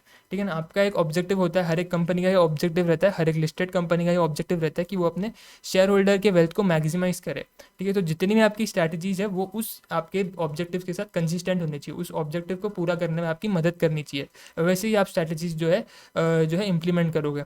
और जो भी डाइवेस्टमेंट वगैरह रहता है, जो भी आपके एक्विजिशन वगैरह रहता है, उनको भी जो है आपका जो कॉर्पोरेट लेवल मैनेजर है जो क्या करता है, मैनेज करता है। ठीक है ना, तो ये आपके 8 पॉइंट हो गए कॉर्पोरेट लेवल मैनेजर के। वेरी इंपॉर्टेंट क्वेश्चन, एग्जाम में आपको हो सकता है ये क्वेश्चन पूछा जाए। ठीक है, उसके बाद सर आपका functional level manager. Functional level manager का एक छोटा सा पार्ट मैंने आपको बताया था कि एग्जाम में भी उन्होंने पूछा है, और May 24 के MTP 1 के अंदर में भी उन्होंने फंक्शनल लेवल मैनेजर का क्वेश्चन पूछा था। ठीक है ना, तो आप देख रहे हो मतलब जैसे ही रिसेंट MTP के अंदर जो क्वेश्चन आया हुआ है उसका एक छोटा सा पार्ट उठा करके उन्होंने एग्जाम में भी 1 मार्क के लिए पूछ लिया था May 24 के। तो जो लेटेस्ट MTP होती है, लेटेस्ट RTP होती है, वो भी अपने को जो है सॉल्व करना अपने लिए इंपॉर्टेंट रहता है, तो वो भी मैं आगे आपके साथ डिस्कस करूंगा। लेकिन अभी सर जो अगला हमारा टॉपिक आ रहा है वो आ रहा है फंक्शनल लेवल मैनेजर का, कि भाई फंक्शनल लेवल मैनेजर क्या है। तो इसके अंदर अपन ने एक बात यहाँ पे देखी थी कि भाई ये लोग का जो है एक जो ड्यूटी रहता है, इनका जो रिस्पॉन्सिबिलिटी रहता है वो एक ऑर्गेनाइजेशन के एक्टिविटी के साथ कन्फाइंड रहता है। ठीक है ना, कोई भी इनका जो भी कोई भी एक्टिविटी आप उठा लो, कोई भी आप फंक्शन उठा लो, जैसे कि हमारे पास मल्टीपल फंक्शन रहते हैं, HR रहता है, फाइनेंस अपना ये रहता है, सेल्स रहता है, मार्केटिंग रहता है ना, परचेसिंग रहता है, मल्टीपल फंक्शंस रहते हैं। तो कोई भी आप एक आधा फंक्शन उठा लो और उस एक फंक्शन के लिए आप एक बंदे को अपॉइंट कर दो, उसको बोल दो फंक्शनल लेवल मैनेजर। ठीक है, वो सिर्फ उसी फंक्शन के लिए रिस्पॉन्सिबल रहेगा, बाकी किसी भी फंक्शन के लिए वो रिस्पॉन्सिबल नहीं रहेगा। जो जनरल लेवल मैनेजर होते हैं, जनरल लेवल मैनेजर क्या करेगा, वो पूरे आपके ऑर्गेनाइजेशन होल के लिए ऑपरेशंस को ओवरसी करेगा। लेकिन फंक्शनल लेवल मैनेजर सिर्फ और सिर्फ अपने फंक्शन के ऑपरेशंस को जो है ओवरसी करेगा। ये जो है बिल्कुल भी रिस्पॉन्सिबल नहीं रहेगा ओवरऑल परफॉर्मेंस के लिए, लेकिन फिर भी इसका जो है एक मेजर स्ट्रैटेजिक रोल रहेगा। इसमें मैंने आपको एग्जांपल लिया था अपनी बॉडी का। ठीक है ना, बॉडी में ब्रेन है, हार्ट है, ठीक है, लंग्स है, किडनी है। अपना अगर मान लो किडनी सही से काम नहीं कर रहा है तो पूरे अपने बॉडी पे इम्पैक्ट पड़ेगा उसका, है ना, अपने मेंटल हेल्थ पे अफेक्ट पड़ेगा। अपन मेडिसिन वगैरह लेंगे तो उसके रिएक्शंस वगैरह होंगे, उसके साइड इफेक्ट्स वगैरह होंगे, है ना, तो वो मल्टीपल चीज़ें भी अपनी बॉडी को कहीं ना कहीं इम्पैक्ट देगी, अपने बॉडी की परफॉर्मेंस पे इम्पैक्ट आएगा पूरे के पूरे बॉडी पे। तो वैसे ही सर ऑर्गेनाइजेशन का अगर एक फंक्शन सही से काम नहीं करेगा ना तो पूरा ऑर्गेनाइजेशन के ऊपर उसका इम्पैक्ट पड़ेगा, ऑर्गेनाइजेशन की परफॉर्मेंस कम होगी, ऑर्गेनाइजेशन का प्रॉफिट कम होगा, है ना, ऑर्गेनाइजेशन को लॉसेस होंगे एक फंक्शन के सीधा अच्छी तरीके से काम ना करने की वजह से। तो बहुत ज़्यादा जरूरी है कि हर एक फंक्शन अच्छे से काम करे, उसका रिस्पॉन्सिबिलिटी किसका, रिस्पेक्टिव फंक्शनल लेवल मैनेजर्स का। तो इसलिए उनका स्ट्रैटेजिक रोल जो है बहुत ज़्यादा बड़ा होता है। ये लोग जो है हेल्प करते हैं आपके किसके लिए, आपके जो स्ट्रैटेजिक ऑब्जेक्टिव्स होते हैं उनको फुलफिल करने के लिए भी आपको जो है ये लोग हेल्प करते हैं, फंक्शनल लेवल मैनेजर्स हेल्प करते हैं। फिर अपन ने दो अलग से सेपरेट कंसेप्ट देखे थे, वो है top down approach and bottom up approach. ठीक है ना। बॉटम अप अप्रोच के अंदर क्या होता है सर, हर एक जितने भी आपने टीम्स होते हैं, हर एक जो लेवल्स होते हैं, चाहे वो कॉर्पोरेट हो, बिजनेस हो, फंक्शनल लेवल हो, हर एक लेवल जो है डिसीजन मेकिंग के प्रोसेस के अंदर पार्टिसिपेट करता है। हर एक बंदा जो क्या करता है, डिसीजन मेकिंग के इसमें प्रोसेस के अंदर जो है पार्टिसिपेट करता है, चाहे वो कोई भी लेवल से क्यों ना आ रहा हो। ठीक है। टॉप डाउन के अंदर क्या होता है, सारे के सारे जो डिसीजन है वो आपका टॉप लेवल मैनेजमेंट ही लेगा। कॉर्पोरेट लेवल मैनेजर ही है जो है सोलली जो है डिसीजन लेगा और नीचे जो है अपने कमांड पास करेगा, उसके अकॉर्डिंगली आप लोग आगे बढ़ोगे। बाकी कोई भी लेवल जो है डिसीजन मेकिंग के इसमें जो है इन्वॉल्व नहीं हो सकता टॉप डाउन अप्रोच के अंदर। टॉप डाउन के अंदर सिर्फ टॉप पे जो लोग बैठे हुए कॉर्पोरेट लेवल के अंदर जो जितने भी लोग आते हैं, कॉर्पोरेट लेवल मैनेजर वगैरह हो गए, वो सारे लोग ही जो है आपके सीईओ हो गया, सीएफओ हो गया, ये सारे टॉप मोस्ट पोजीशन पे रहते हैं। तो ये लोग जो है सिर्फ और सिर्फ डिसीजन मेकिंग के अंदर पार्टिसिपेट करेंगे टॉप डाउन अप्रोच के अंदर में। ठीक है। तो ये एक दो आपके अप्रोच हो गए। उसके बाद सर लास्ट पार्ट हमारा यहाँ पे आ रहा है, वो आ रहा है सर हमारे अलग अलग जो अपन ने जितने भी अभी अलग अलग जो है लेवल्स देखे, फंक्शनल हो गया, बिजनेस हो गया, कॉर्पोरेट हो गया, इनके बीच में आपस में क्या रिलेशनशिप बनते हैं। ठीक है ना। तो पहले अपन फंक्शनल और डिविजनल का जो है रिलेशनशिप देखते हैं। ठीक है ना। फंक्शनल और डिवीजनल का रिलेशनशिप देखते हैं। तो फंक्शनल और डिवीजन के रिलेशनशिप के अंदर में क्या होता है सर, दोनों जो आपके फंक्शन और डिवीजन जो है अलग अलग जो है चलते, इंडिपेंडेंटली काम करते। इनके दोनों के अलग अलग जो है रिस्पेक्टिव हेड होते हैं। ठीक है ना। दोनों के अलग अलग क्या होते हैं, रिस्पेक्टिव हेड रहते हैं। फंक्शनल लेवल मैनेजर अलग रहता है, डिविजनल लेवल मैनेजर अलग रहता है। Divisional level manager is nothing but your business level manager. ठीक है ना। वो report to corporate level manager, जो कि क्या करते हैं सर, रिपोर्ट करते हैं आपके कॉर्पोरेट लेवल मैनेजर को। उसके बाद सर अपन बोलते हैं सर क्या क्या आता है, हॉरिजॉन्टल रिलेशनशिप आता है। हॉरिजॉन्टल रिलेशनशिप के अंदर क्या होता है सर, हॉरिजॉन्टल रिलेशनशिप के अंदर बेसिकली फ्लैट राइट स्ट्रक्चर होता है। ठीक है ना। कोई भी हायरार्की नहीं होती है, जैसे टॉप लोअर बॉटम ऐसा कुछ भी नहीं होता है। कॉर्पोरेट फंक्शनल बिजनेस ऐसा कुछ भी नहीं होता है। सारे लोग एक ही आपकी जो है हायरार्की के अंदर होते हैं, सारे लोग इक्वल होते हैं यहाँ पे। कोई भी इधर यहाँ पे ऐसा नहीं होता कि भाई तू कॉर्पोरेट लेवल पे है, मैं बिजनेस पे हूँ, फंक्शन पे, नहीं, सारे लोग एक ही लेवल पे जो है आकर के काम करते हैं। हॉरिजॉन्टल रिलेशनशिप बोलते हैं वैसे रिलेशनशिप को आपके ऑर्गेनाइजेशन के अंदर में। All position from top management to staff level employ are in the same hierarchy position. Same hierarchy position होते हैं, सेम लेवल पे होते हैं। फ्लैट लाइक स्ट्रक्चर होता है, ऐसे एकदम फ्लैट लाइन पे जो है सारे लोग होते हैं। ठीक है। इसके अंदर क्या होता है सर, ओपननेस और ट्रांसपेरेंसी अपनी जो है इंप्रूव होती है। अपने को जो है आइडिया शेयरिंग और इनोवेशन के ऊपर जो है फोकस करने को मिलता है। सूटेबल किसके लिए सर, तो सूटेबल आपके स्टार्टअप्स के लिए सर। स्टार्टअप्स के अंदर ये रिलेशनशिप जो है काफ़ी ज़्यादा सूटेबल रहता है।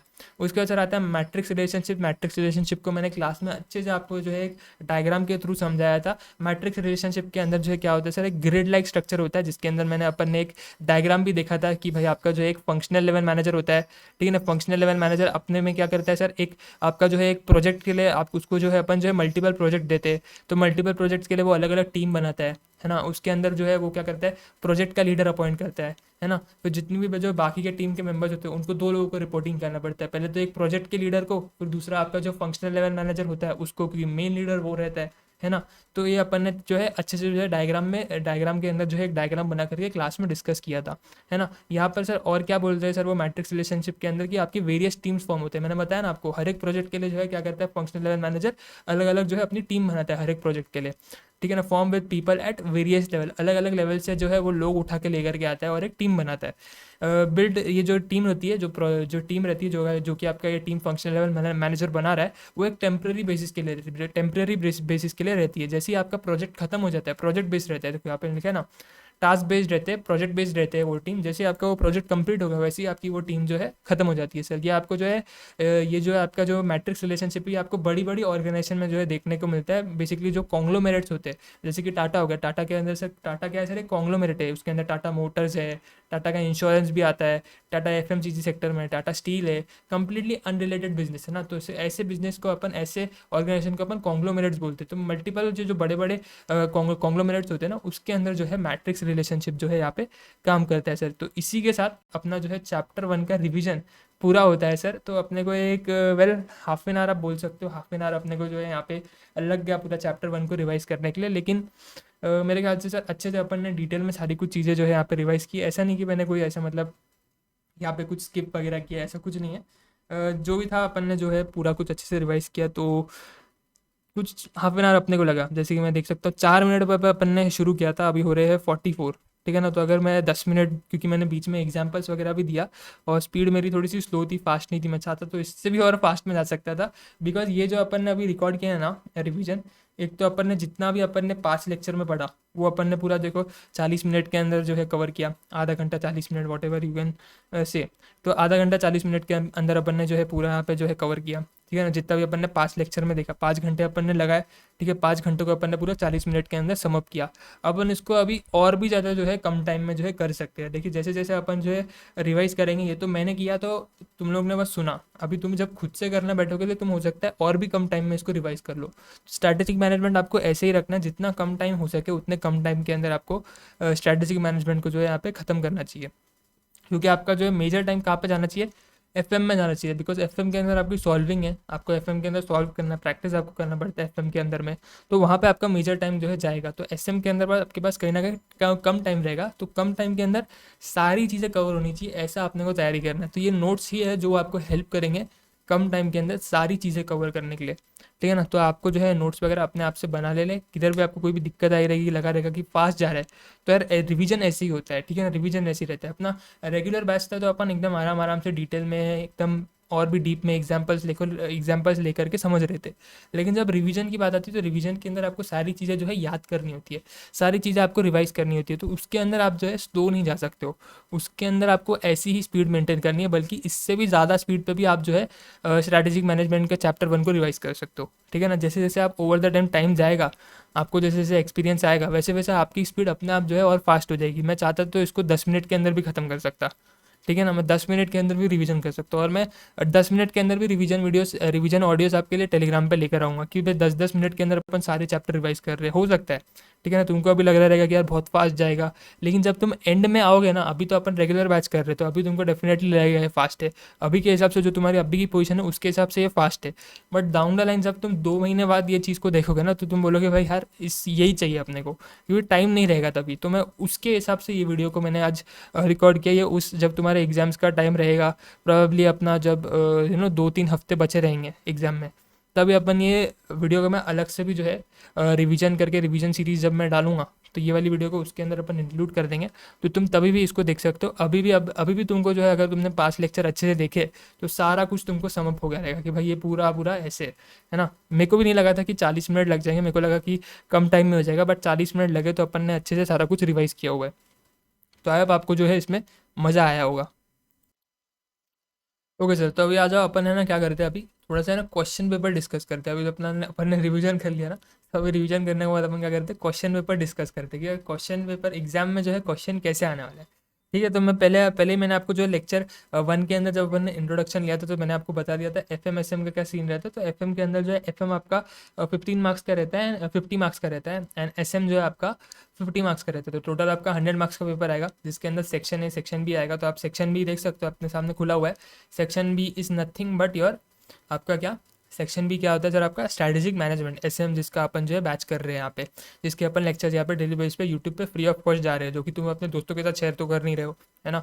दोस्तों को शेयर वेयर करो यार, अपने दोस्तों को भी बताओ यार फ्री में बैच हो रहा है स्ट्रैटेजिक मैनेजमेंट का। पहला चैप्टर अपन ने खत्म कर लिया, विद रिवीजन कर लिया, अभी तो क्वेश्चन बैंक भी कर लेंगे।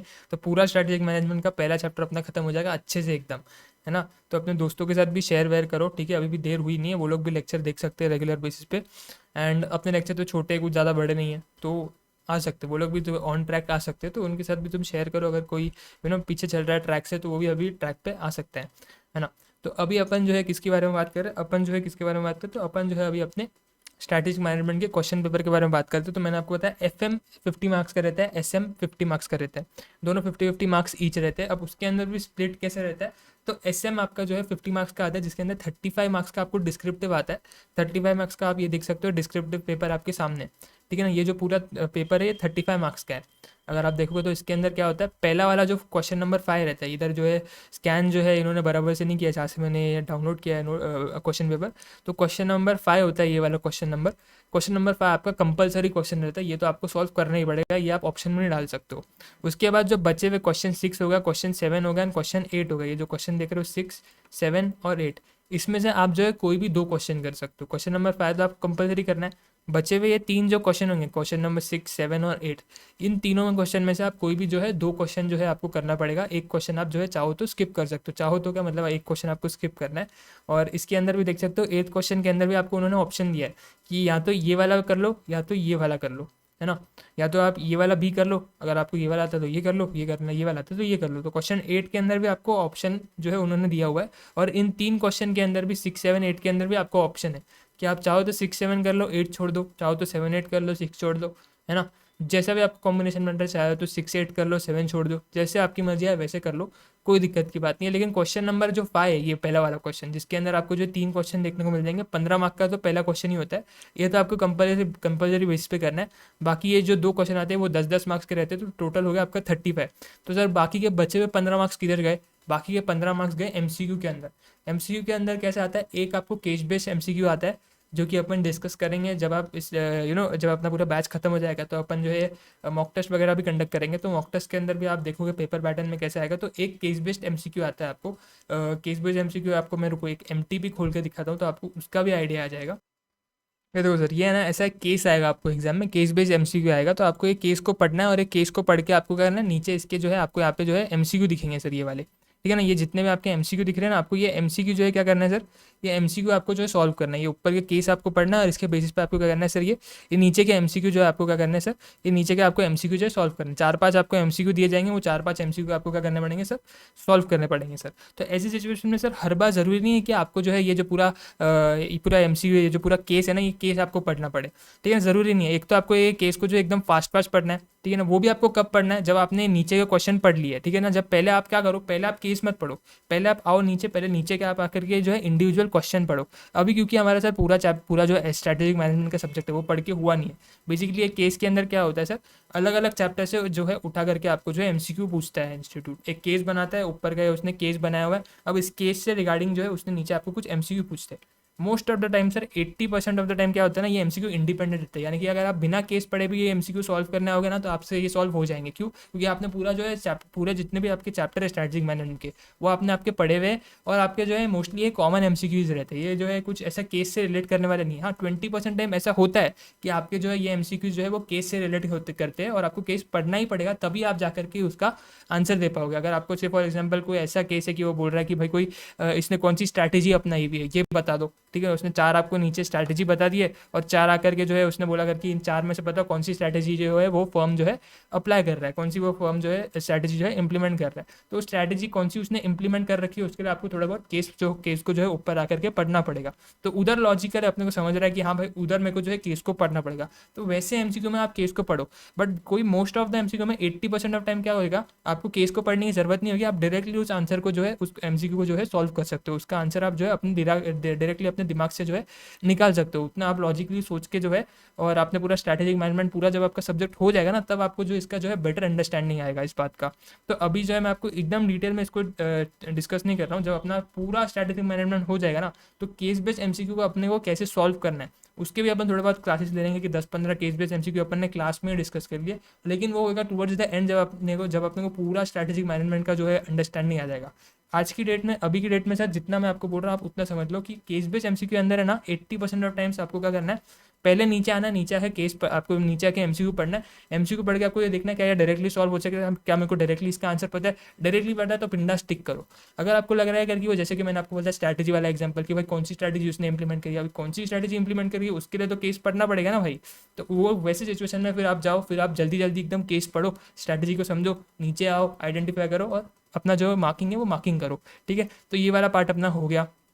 मैंने आपको थोड़ा सा ये बताया क्या, कि केस बेस्ड एमसीक्यू आएगा। तो ये 15 मार्क के सर आपको एमसीक्यू आते हैं एग्जाम के अंदर, है ना। ये एग्जाम के अंदर 15 मार्क के जो है आपको क्या आते हैं, एमसीक्यू आते हैं। फिर ये 3-4 जो है इंडिविजुअल एमसीक्यू आए हुए, जैसे आप देख सकते हो ना, एक 3-4 जो है compulsory application based independent MCQ है, ठीक है ना। इनका केस से कोई भी संबंध नहीं है।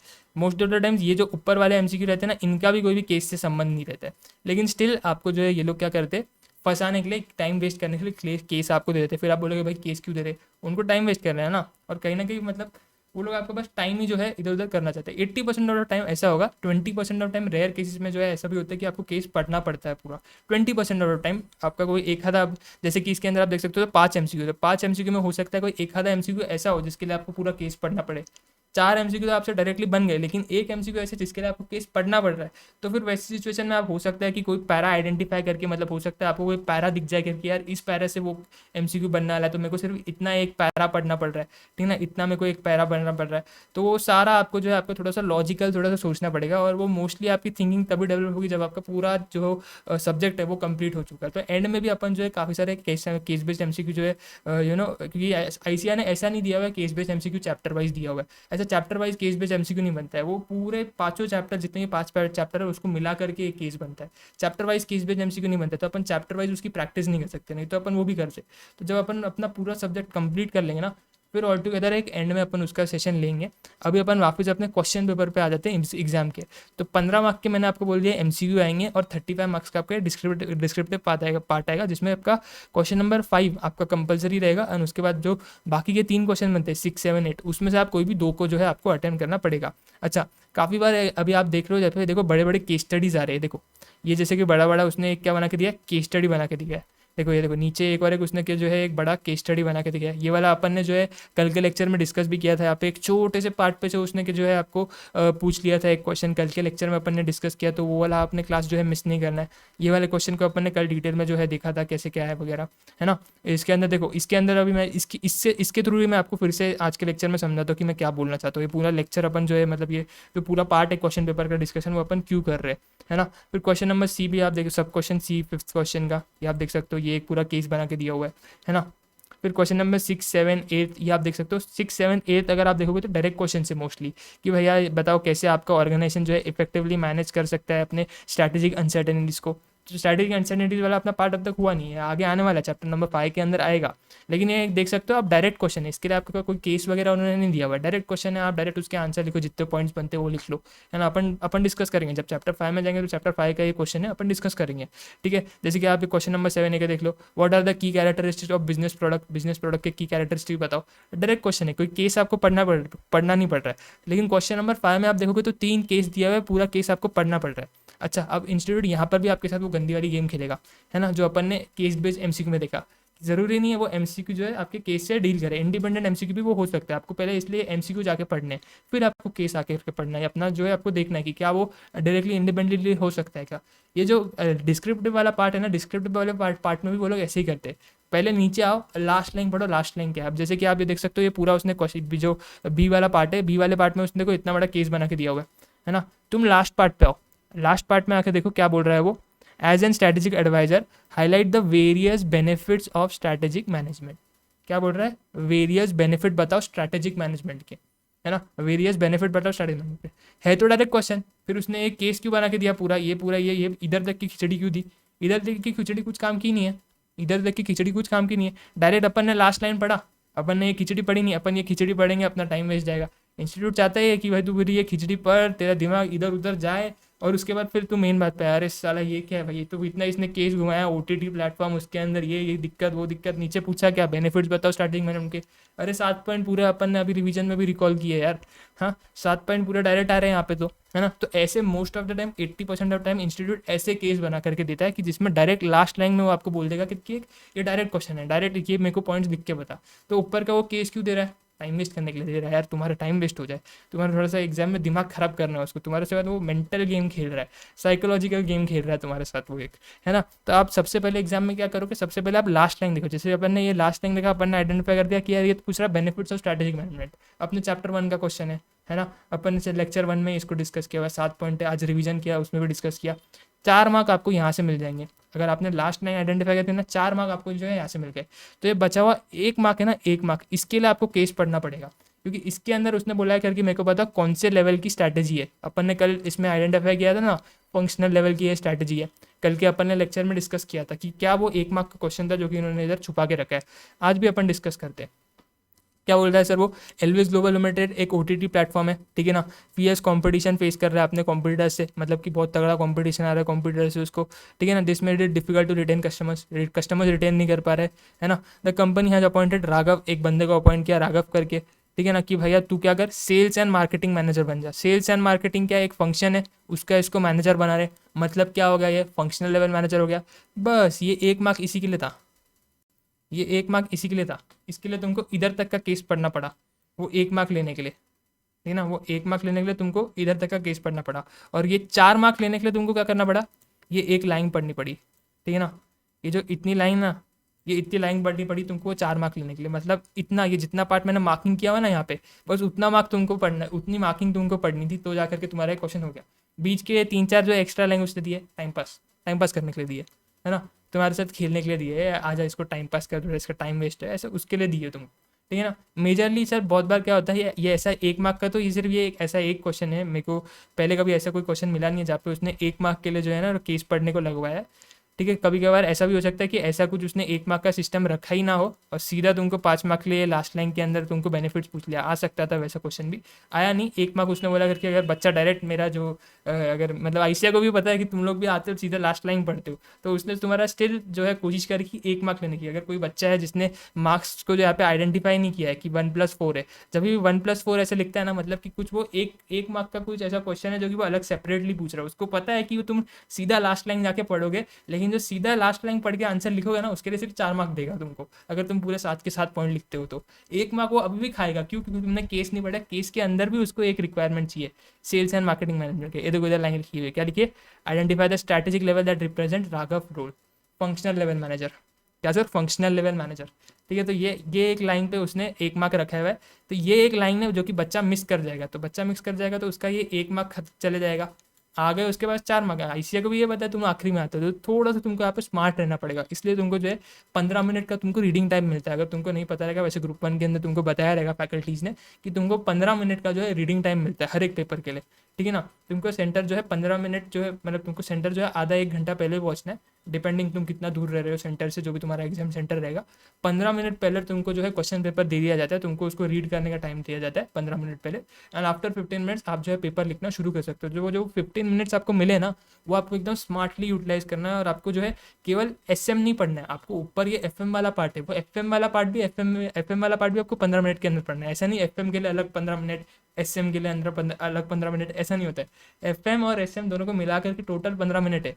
अब तुमको कितना टाइम कौन से पार्ट पे देना है, एफएम के लिए जनरली थोड़ा सा ज़्यादा टाइम लगता है, बिकॉज देखो क्वेश्चन से अपने ये सम सॉल्विंग वाला पार्ट है, तो एडजस्टमेंट्स वगैरह होती है, कोई भी एडजस्टमेंट रह गई तो उसमें तुम्हारा पूरा सम घूम सकता है, तो तुमको थोड़ा सा ध्यान से पढ़ना पड़ता है चीज़ों को, ठीक है। तो एफएम में थोड़ा जनरली पढ़ने में ज़्यादा टाइम लगता है, तो एसएम में तुम जितना ज़्यादा कम टाइम लोगे पढ़ने में, उतना ज़्यादा बेनिफिट तुमको एफएम में होगा, उतना ज़्यादा अच्छे से तुम पूरा 100 मार्क्स तक का जितने ज़्यादा से ज़्यादा मार्क्स का हो सकता है उतने ज़्यादा से ज़्यादा मार्क्स का तुम अटेम्प्ट करके आ सकते हो। तो एसएम में अपने को ट्राई करना है कि अपनी स्पीड जो है अपने को बहुत ज़्यादा अच्छी रखनी है। तो उसके लिए सर आपको जो है, मैं आपको ये जो टैक्टिक्स ट्रिक्स बता रहा हूँ कि भाई सबसे पहले लास्ट लाइन पढ़ो, पूरा केस मत पढ़ो। ये जो पार्ट है ना, ये तुमको काम आएगा आगे जाके। अभी अपन केस बेस्ड अपने जो एमसी अपने ये जो थेरेटिकल वाला पार्ट है, क्वेश्चन बैंक है, देखो क्वेश्चन बैंक भी मैंने खोल के रखी हुई है यहाँ पे, ये देखो, ये अपना मॉड्यूल खोल के पड़ा हुआ है। ये मॉड्यूल भी अभी अपन डिस्कस करने वाले हैं, क्वेश्चन बैंक, है ना।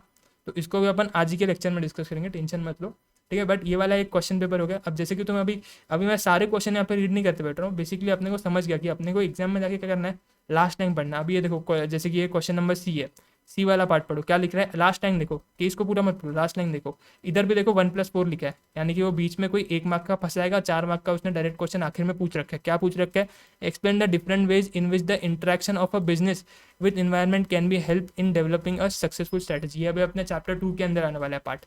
ये वाला जो क्वेश्चन है ना लास्ट वाला 4 मार्क के लिए, ये 4 मार्क के लिए उसने पूछा है, ठीक है। तो 4 मार्क का बच्चा यहाँ से ले लेगा मार्क्स। अच्छा, अब उसको पता है कि 1 मार्क के ये केस नहीं पड़ेगा, ये डायरेक्ट इसको सॉल्व करने को जाएगा, लेकिन इसने 1 मार्क यहाँ पे भी इंडिविजुअली छोड़ रखा है ना, वो भी चालाक है। ये देखो, define the term business environment with respect to above scenario, कि बिजनेस एनवायरनमेंट के टर्म को डिफाइन करो, ये उसने 1 मार्क के लिए दे रखा है। तो ये 1 मार्क के लिए आपको जो है क्या करना पड़ेगा, ये आपको जो है 1 मार्क के लिए जो है अटेम्प्ट करना पड़ेगा। तो 1 इधर 4 इधर, तो तुम सिर्फ डायरेक्टली ये पढ़ के लिख करके आओगे। ये एक वाला जो है डिफाइन वाला इसने पार्ट ये रखा है, ये वाला अगर तुम पढ़ोगे नहीं, ये वाला इग्नोर कर लोगे तुम, तो तुमको पता नहीं चाहिए। अभी मैंने 1+4 वाला इंस्टीट्यूट का जो तुमको जो इंस्टीट्यूट गेम खेलता है वो तुमको बता दिया, तो तुमको पता है कि यार मेरे को एकदम लास्ट लाइन से भी नहीं पढ़ना शुरू करना, मेरे को उसके थोड़े ऊपर से पढ़ना शुरू करना है।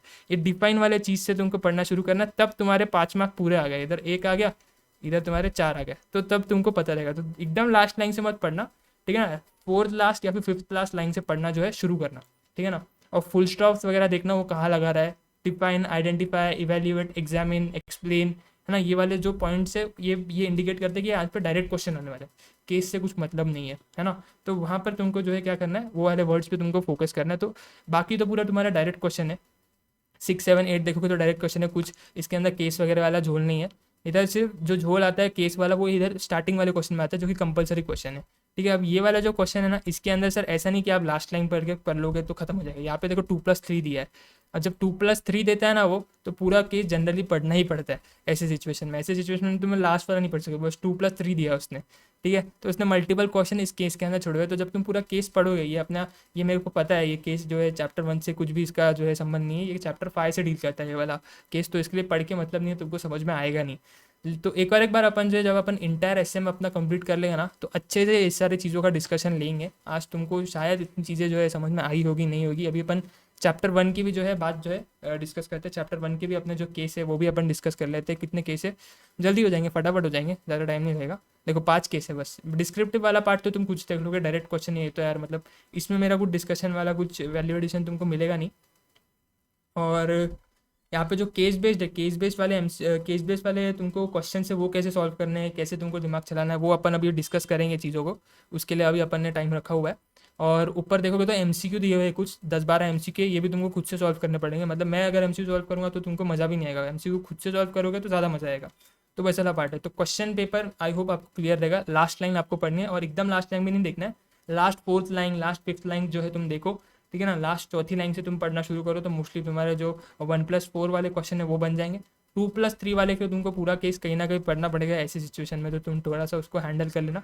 जैसे जैसे अपन जो है टाइम बीतते जाएगा, जैसे जैसे अपन क्वेश्चन डिस्कस करते जाएंगे, वैसे वैसे तुम्हारा जो है एक्सपीरियंस आते जाएगा तुमको भी, और तुम लोग का भी जो है सोचने का तरीका जो है उस तरीके से डेवलप होगा। ठीक है, तो अभी तुम थोड़े से अर्ली स्टेज पे हो, तो अपन अभी क्या करने का, अभी अपन जो है जल्दी से जो है क्या करें, चैप्टर 1 को क्लोज करते हैं। अपना जो है ये जो है केस बेस्ड क्वेश्चन है, जो आपके मॉड्यूल के ही क्वेश्चन है, मॉड्यूल का ही पीडीएफ खोल के रखा हुआ है मैंने। तो केस बेस्ड क्वेश्चन जो आपके मॉड्यूल के अंदर पूछे हुए इसको मैं डिस्कस कर लेता हूँ। जनरली ये केस बेस्ड क्वेश्चन जो है काफ़ी आसान है, तुम लोग आराम से जो है सारे क्वेश्चन को जो है डील कर लोगे।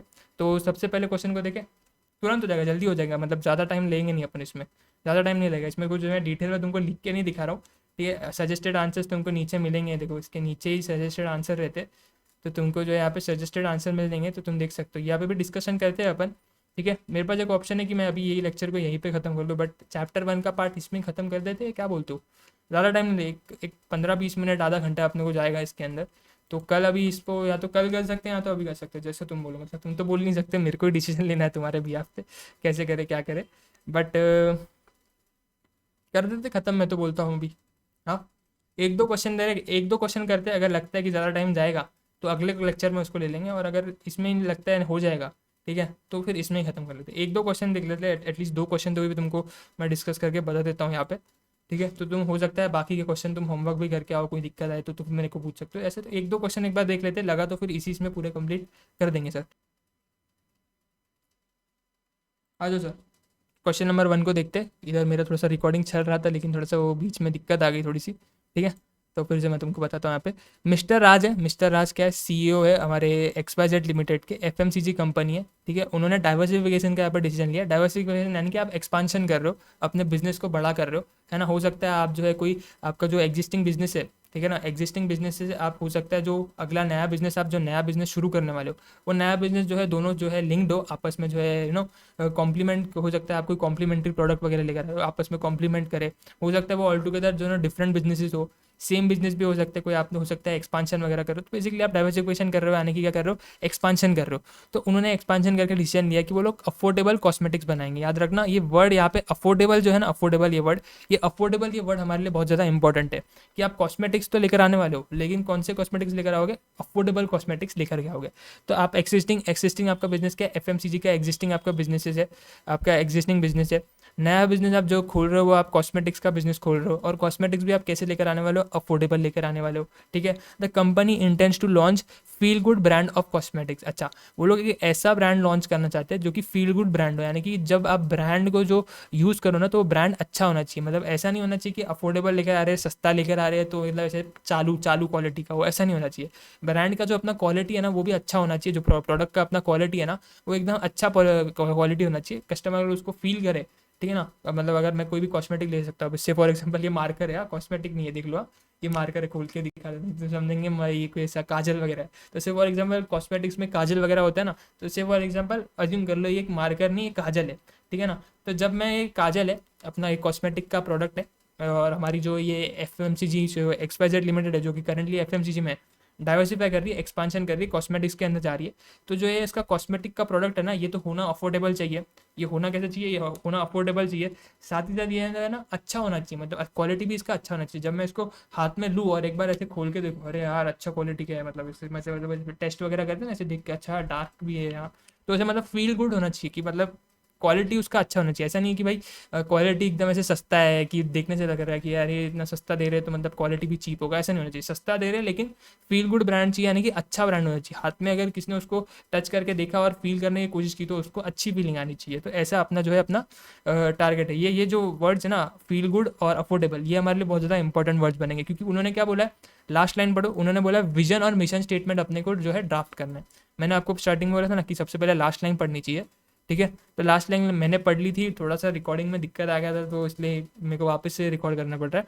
तो सबसे पहले बोलो क्या बोल रहे हैं कि ड्राफ्ट करो विजन एंड मिशन स्टेटमेंट। तो मैंने आपको जब जब अपन लेक्चर में पढ़ रहे थे इन सब चीज़ों को, विजन एंड मिशन स्टेटमेंट पढ़ रहे थे, तो मैंने आपको वहाँ पे बताया था कि दो टाइप के क्वेश्चन आते हैं। या तो वो बोलेगा अगर कि विजन मिशन ड्राफ्ट कर लो, या तो वो पूछेगा एसेंशियल्स बताओ विजन और मिशन के, है ना।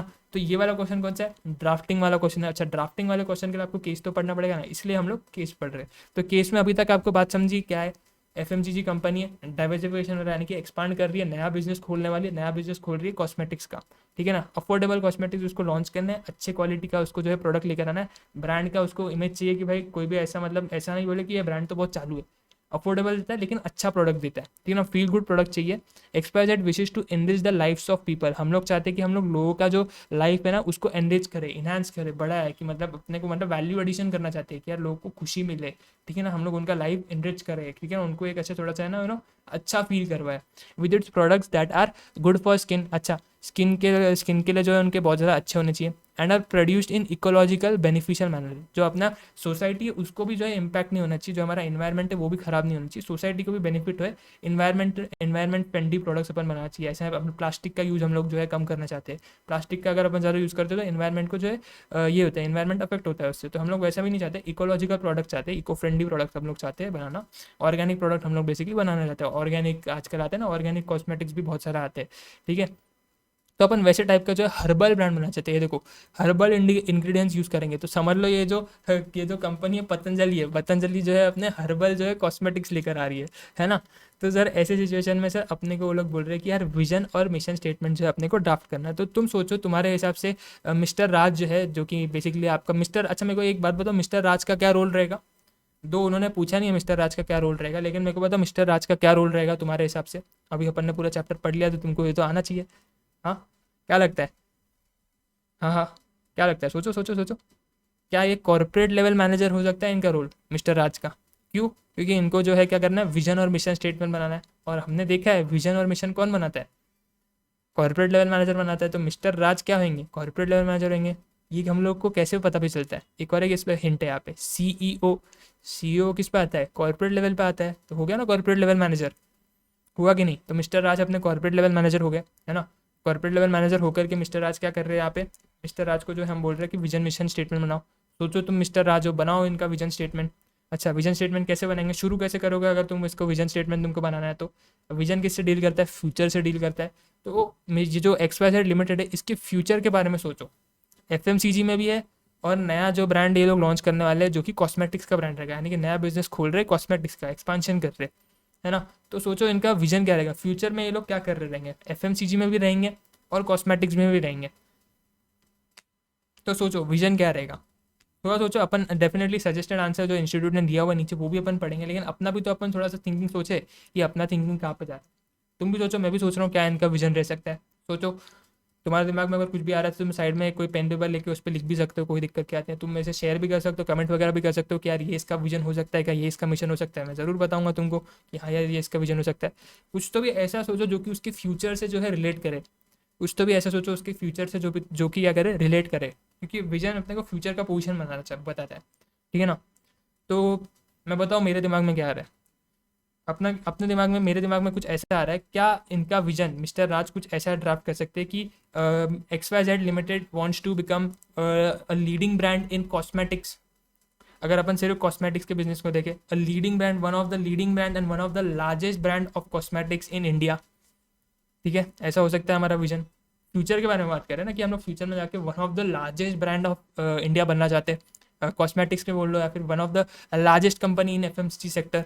ऐसा भी हो सकता है अगर FMCG के लिए बोल रहे हैं, क्योंकि इन्होंने स्पेसिफाई नहीं किया कि कौन से पर्टिकुलर सेक्टर के लिए। पूरे ऑर्गेनाइजेशन एज अ होल बना रहे, अगर पूरे ऑर्गेनाइजेशन एज अ होल बना रहे हैं तो we want to become the largest company in FMCG sector and in cosmetic sector. In cosmetic sector हम लोग जो है लार्जेस्ट बनना चाहते हैं, एकदम बड़ा हम लोग जो है हमारी कंपनी को बनाना चाहते हैं FMCG सेक्टर में एंड इसके सेक्टर में, कॉस्मेटिक के सेक्टर में। अच्छा, अगर तुमको याद होगा कॉन्ग्लोमेरेट मतलब क्या, कॉन्ग्लोमेरेट मतलब क्या याद है तुमको?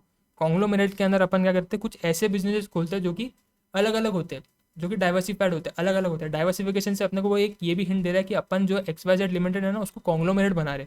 अब जैसे टाटा मोटर्स है, टाटा स्टील है, टाटा इंश्योरेंस है, टाटा FMCG सेक्टर में है, सारे अलग अलग बिजनेस है ना, लेकिन है एक ही कॉमन ओनरशिप के अंदर, एक ही ग्रुप के अंदर, टाटा ग्रुप के अंदर। तो ये क्या है, टाटा ग्रुप क्या है, एक कॉन्ग्लोमेरेट है, अलग अलग बिजनेसेस है ना, फैला हुआ बिजनेस है, काफ़ी ज़्यादा अलग अलग बिजनेस है। ठीक है, तो XYZ लिमिट का भी आप नहीं देख रहे हो कि अलग अलग बिजनेस बन रहा है, FMCG का एक बिजनेस बन रहा है, एक कॉस्मेटिक का बिजनेस बन रहा है। तो अपन एक ऐसा सम अप कर सकते हैं अपने विजन को, we want to become the one of the largest conglomerate in India. हो सकता है कि नहीं ऐसा विजन अपना? हाँ, आ जाओ सजेस्टेड आंसर देख, सजेस्टेड आंसर के अंदर वो क्या विजन बता रहे हैं अपना। ये देखो विजन क्या बोल रहे हैं, vision implies the blueprint of companies future position. मैंने बताया फ्यूचर के बारे में सोचो उसके। उन्होंने विजन के बारे में एक दो लाइन बताई कि विजन क्या होता है। It describes where the organization wants to land. Mister Raj should aim to position feel good cosmetics. अच्छा, ये लोग सिर्फ और सिर्फ फील गुड कॉस्मेटिक के लिए विजन बना रहे हैं। ये लोग एज एन ऑर्गेनाइजेशन उन्होंने जो आप क्वेश्चन देखोगे ना, तो क्वेश्चन उन्होंने यहाँ पे क्लियर नहीं किया है कि अपने को जो फील गुड ब्रांड लेकर आ रहे हैं उसके लिए विजन बनाना है, या फिर organization as an whole XYZ limited के लिए बनाना है। तो अपने को विजन बनाना है किसके लिए, उस पर्टिकुलर ब्रांड के लिए। तो सिर्फ ब्रांड के लिए विजन क्या हो सकता है अपना, सोचो ब्रांड के लिए विजन अगर अपने को बनाना है, तो ब्रांड के लिए विजन अपना क्या हो सकता है, सोचो ज़रा। क्योंकि वो लोग हम अपने को पहले क्या लगा, ऑर्गेनाइजेशन के लिए अपन अपने को विजन बनाने के लिए बोल रहे हैं। तो ऑर्गेनाइजेशन के लिए अपन ने विजन बताया क्या, कि अपने को एक one of the largest conglomerate बनना है इंडिया का, है ना। क्योंकि अपन अपन जो है देख रहे हैं कि अपना जो है बिजनेस बन रहा है, अलग अलग अपन बिजनेस में एंटर कर रहे हैं, कॉन्ग्लोमेरेट बन रहा है अपना। तो अपने को one of the largest conglomerate बन रहा है। तो अभी वो लोग, अभी जब अपन ने सजेस्ट आंसर देखा, तो उसके अंदर अपने को ये पता लग रहा है कि सिर्फ वो जो कॉस्मेटिक का नया ब्रांड अपन खोल रहे हैं ना, उसको लेकर के अपने को विजन बनाना है। सिर्फ कॉस्मेटिक के ब्रांड को लेकर के विजन सोचो क्या हो सकता है, कि अपने को one of the largest cosmetic brand बनना है इंडिया का, जो कि जो है प्रोड्यूस कर रहे हैं क्या, ऑर्गेनिक आपके हर्बल इंग्रेडिएंट्स को यूज़ करके ऑर्गेनिक कॉस्मेटिक प्रोडक्ट्स बनाने के लिए, है ना। देख लेते हैं अपना क्या हो सकता है आंसर, इन्होंने क्या दिया हुआ है। Feel good cosmetics as India's beauty care company, है ना। It may have vision to India's largest beauty care company. हम लोग लार्जेस्ट ब्यूटी केयर कंपनी बनना चाहते हैं, जैसे मैंने बोला इंडिया का अपने को लार्जेस्ट बनना है। That improve looks, gives extraordinary feeling, bring happiness to people. मैंने क्या बोला कि अपने को जो है क्या करना है, एक लार्जेस्ट जो है इंडिया का जो है कंपनी बनना है। ठीक है, जो कि क्या करेगा, हर्बल इंग्रेडिएंट्स के साथ में कॉस्मेटिक प्रोडक्ट जो है ऑफर करेगा। ठीक है, तो इन्होंने उसके अंदर क्या डाल दिया, इम्प्रूव लुक्स डाल दिया। लार्जेस्ट वाला तो अपन ने भी पकड़ लिया, मैंने भी आपको बोला। इन्होंने एक्स्ट्रा क्या डाला, इम्प्रूव लुक्स करना है हमको, हमारे हमारे प्रोडक्ट्स को क्या करेंगे, लोगों के लुक्स इंप्रूव करेंगे, एक्स्ट्रा ऑर्डिनरी फीलिंग देंगे और हैप्पीनेस देंगे लोगों को, उनको खुशी मिलेगी। ये भी सही हो सकता है। अगर आपके दिमाग में कुछ अलग आया रहेगा, आप कमेंट करके बताना, मैं आपको बताऊंगा कि हाँ वो हो सकता है कि नहीं विजन। ठीक है, बस फ्यूचर के बारे में सोचो। फ्यूचर में अपने को यार बड़ा लार्जेस्ट कंपनी बनाना है, और अपने को लोगों को क्या करना है, तो लुक्स इंप्रूव करना है, एक्स्ट्रा ऑर्डिनरी फीलिंग देना है, हैप्पीनेस देना है ना। तो एक उसका जो विजन होगा, और ये अपने को जो है कॉस्मेटिक्स के ब्रांड को लेकर के ही सिर्फ उन्होंने बात की हुई है। उसके बाद आते हैं मिशन के ऊपर। अच्छा, मिशन सोचो, मिशन के अंदर क्या होता है, मिशन प्रेजेंट कैपेबिलिटीज़ हमारे बताता है। ये प्रेजेंट से मिशन जो है डील करता है। तो बताओ मिशन हमारा क्या होगा। अफोर्डेबल कॉस्मेटिक्स हम लोग देना चाहते हैं, और एक फील गुड ब्रांड बनाना चाहते हैं। अफोर्डेबल कॉस्मेटिक्स हम देना चाहते हैं, और क्या करना चाहते हैं, एक फील गुड ब्रांड बनाना चाहते हैं। तो सोचो मिशन क्या होगा, सोचो मिशन क्या होगा हमारा। लिख सकते हो तुम, अगर कोई पेपर पर चाहिए तो बाजू में लिख लो, कमेंट करना है कमेंट कर लो। सोचो मिशन क्या हो सकता है, affordable cosmetics, feel good brand, और हर्बल इंग्रेडिएंट्स को भी तुम ले सकते हो अपने मिशन के अंदर में। तो मिशन ये हो सकता है अपना, क्या हो सकता है मेरे हिसाब से, अगर मेरा बताओ, अगर तुम्हारा हो गया, तुम्हारा नहीं, अगर तुमको सोचना है, थोड़ा सा एक्स्ट्रा टाइम लेना है, तो तुम पॉज करके भी सोच सकते हो। मैं अगर मेरा बताऊँ मेरे हिसाब से मिशन क्या हो सकता है, तो अपन ये बोल सकते हैं कि हम लोग जो है डिलीवर करना चाहते हैं एक ऐसा प्रोडक्ट जो कि अफोर्डेबल भी हो, ठीक है ना। हम लोग हमारे प्रोडक्ट्स जो है ऐसे तरीके से जो है डिज़ाइन करना चाहते हैं, ऐसे तरीके से मैन्युफैक्चर करना चाहते हैं जो कि क्या कहे जो कि अफोर्डेबल हो, क्योंकि हम लोग बोल रहे हैं हम लोग अफोर्डेबल कॉस्मेटिक्स पे आना चाहिए, तो हम लोग मिशन लेंगे कि हम लोग को अफोर्डेबल प्रोडक्ट्स बनाने हैं। हम लोग अफोर्डेबल प्रोडक्ट्स बनाते हैं, है ना। हम लोग कुछ ऐसे प्रोडक्ट्स बनाते हैं जो कि हार्मफुल नहीं है, जो कि टॉक्सिक नहीं है, जो कि आपकी स्किन फ्रेंडली प्रोडक्ट्स बनाते हैं हम लोग, है ना। हर्बल इंग्रेडिएंट्स का यूज़ करते हैं। तो ये सारी चीज़ों को अपन लेकर के बता सकते हैं कि यार हम लोग ऐसे प्रोडक्ट्स जो है बनाना चाहते हैं। तो मिशन को देखते हैं क्या बोल रहे हैं, क्या बोलते हैं मिशन में अंदर बोलो। Mission aligns the firm's business its goals and ways to reach them, its explain the reason for, ये मिशन के बारे में बता रहा है। अपन सीधा देखते हैं मिशन स्टेटमेंट क्या बनाया। Mister Raj may identify mission in the following lines: to be in business of cosmetic, to enhance lifes of people, give them confidence to lead, to protect skin from harmful elements. मैंने आपको बोला कि यार हम लोग एकदम स्किन फ्रेंडली जो है प्रोडक्ट्स बनाना चाहते हैं, है ना। स्किन फ्रेंडली प्रोडक्ट्स बनाना चाहते हैं। इन्होंने बोला इन्वायरमेंट फ्रेंडली प्रोडक्ट्स हम लोग बनाना चाहते हैं। हार्मफुल एलिमेंट्स को जो है हम लोग एलिमिनेट करना चाहते हैं, प्रोटेक्ट करना चाहते हैं हमारे स्किन को हार्मफुल प्रोडक्ट एलिमेंट्स के साथ में जो हमारे इन्वायरमेंट के अंदर होते हैं, जैसे कि यूवी रेज हो गया, है ना। सन के रेज के अंदर यूवी रेज अपन बोलते हैं ना, सन की रेज को, तो उससे अपन जो है प्रोटेक्ट करना चाहते हैं हमारे स्किन को, कस्टमर के स्किन को प्रोटेक्ट करना चाहते हैं हमारे। To produce herbal cosmetic using natural ingredients. सारे पॉइंट्स जो है उसने आपके केस से ही यूज़ किए, है ना। तो ये वाले पॉइंट्स अपन ने भी देखा, आपके दिमाग में ये सारे पॉइंट्स आए रहेंगे, ठीक है। तो ये वाला एक क्वेश्चन अपना हो गया। अगर आपको कोई भी दिक्कत आ रही होगी तो आप कमेंट कर सकते हो, डेफिनेटली कुछ नहीं समझ में आ रहा रहेगा, कुछ नीचे ऊपर हो रहा होगा तो बता सकते हो। बट अपने को यहाँ पे विजन और मिशन जो है यहाँ पे ड्राफ्ट करना था, जो कि अपन कर गए। आ जाओ केस नंबर 2 के ऊपर पे। केस नंबर 2 के अंदर क्या बोल रहा है sir? Yummy foods and tasty foods are successfully competing in business of ready to eat snack in Patna. अच्छा, रेडी टू ईट स्नैक है पटना के अंदर। रेडी टू ईट स्नैक जैसे कि अपने आते हैं ना चूड़ा वगैरह, चिप्स वगैरह, रेडी टू ईट होता है ना ये। तो ये रेडी टू ईट स्नैक्स के अंदर पटना के अंदर जो है डील कर रहे हैं कौन? यमी फूड्स और टेस्टी फूड्स। सक्सेसफुल भी है दोनों, ठीक है। Yummy has been pioneer in introducing innovative products. जो यमी है, यमी ये इनोवेटिव प्रोडक्ट्स लेकर के आता है ना। अलग अलग नए नए इनोवेटिव प्रोडक्ट्स जो है लेकर के आता है। These products will give them the good sale, अच्छी सेल मिलती है उससे। However Tasty Food will introduce similar products in reaction to products introduce by Yummy Food. अच्छा, तो टेस्टी फूड्स की आपको स्ट्रैटेजी क्या लगता है, कौन सी स्ट्रैटेजी होगी यहाँ पे? रिएक्टिव स्ट्रैटेजी होगी। उसने खुद ही क्लियरली यहाँ पे रिएक्शन ये वर्ड यूज़ कर लिया है यहाँ पे कि भाई यमी फूड्स क्या करता है, रिएक्टिव स्ट्रैटेजी यूज़ करता है। जैसे यमी कोई भी नया इनोवेशन लेकर आता है उसको वो कॉपी कर लेता है, सिमिलर प्रोडक्ट लॉन्च कर लेता है, थोड़ा बहुत नाम वगैरह मॉडिफाई कर लेगा, थोड़ा बहुत उसके अंदर अपने मसाले वगैरह मॉडिफाई कर लेगा और लेकर आ जाएगा वो प्रोडक्ट, है ना। वो तो वो रिएक्ट कर रहा है। यमी दूसरे साइड में कौन सी स्ट्रैटेजी लगा रहेगा?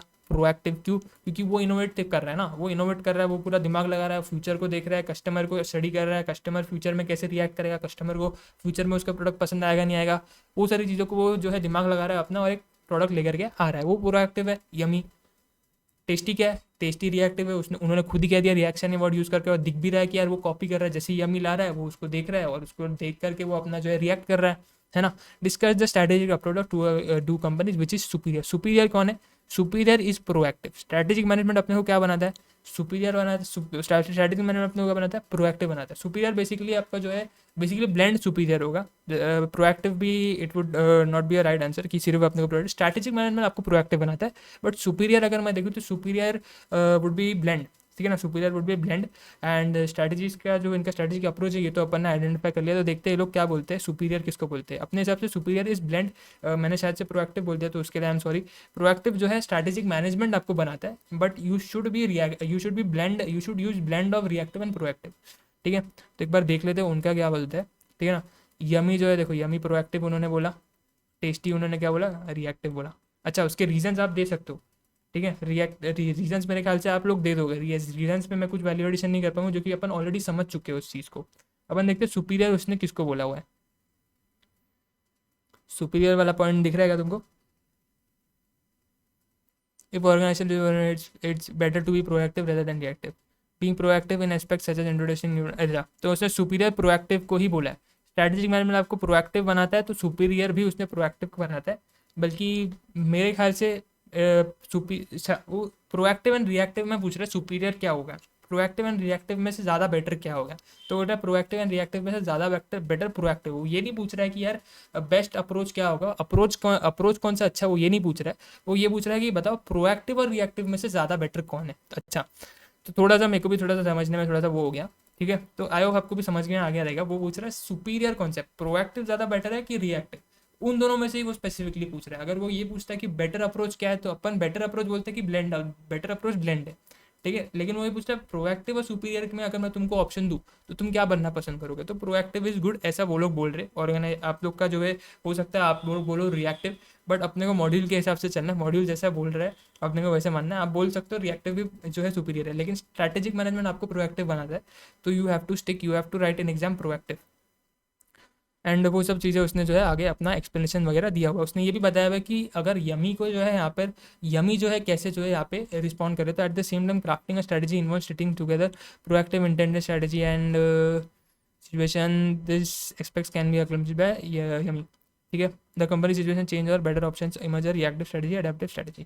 तो वो बोल रहा है कि यमी को भी थोड़ा सा रिएक्टिव बनना चाहिए। अगर टेस्टी उसका चीज़ कॉपी कर रहा है तो यमी ने भी कुछ ना कुछ पैतरा लेकर आके उसको रिएक्ट करना चाहिए, कि हम उसको कॉपी नहीं करके देना चाहिए। तो यमी यहाँ पे क्या कर सकता है, हो सकता है पेटेंट वगैरह करके रख ले, है ना, पेटेंट वगैरह करके रख ले। जो भी वो चीज़ लेकर आ रहा है, जो भी मसाला वगैरह यूज़ कर रहा है, वो कुछ तो भी कोई टेक्नोलॉजी, कुछ तो भी प्रोसेस वगैरह का वो पेटेंट ले ले, वो प्रोसेस वगैरह कुछ कुछ तो भी वो, या यमी कुछ तो भी रिएक्ट करे जिससे वो उसके जो टेस्टी चीज़ें कॉपी कर रहा है वो कॉपी ना हो, ठीक है। तो उसको थोड़ा सा अपन रिएक्टिव का सेशन है। बाकी तो मेरे ख्याल से ये जो क्वेश्चन 2 है वो ईजी है।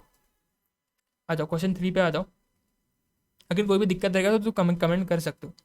Ramesh Sharma has 15 stores selling consumer durables in Delhi region, ठीक है। 15 स्टोर्स है, ठीक है, कंज्यूमर ड्यूरेबल्स जो है बेच रहे हैं दिल्ली रीजन के अंदर में। 4 of the stores were open in last 3 years, 4 जो है पिछले 3 साल में खुले हुए।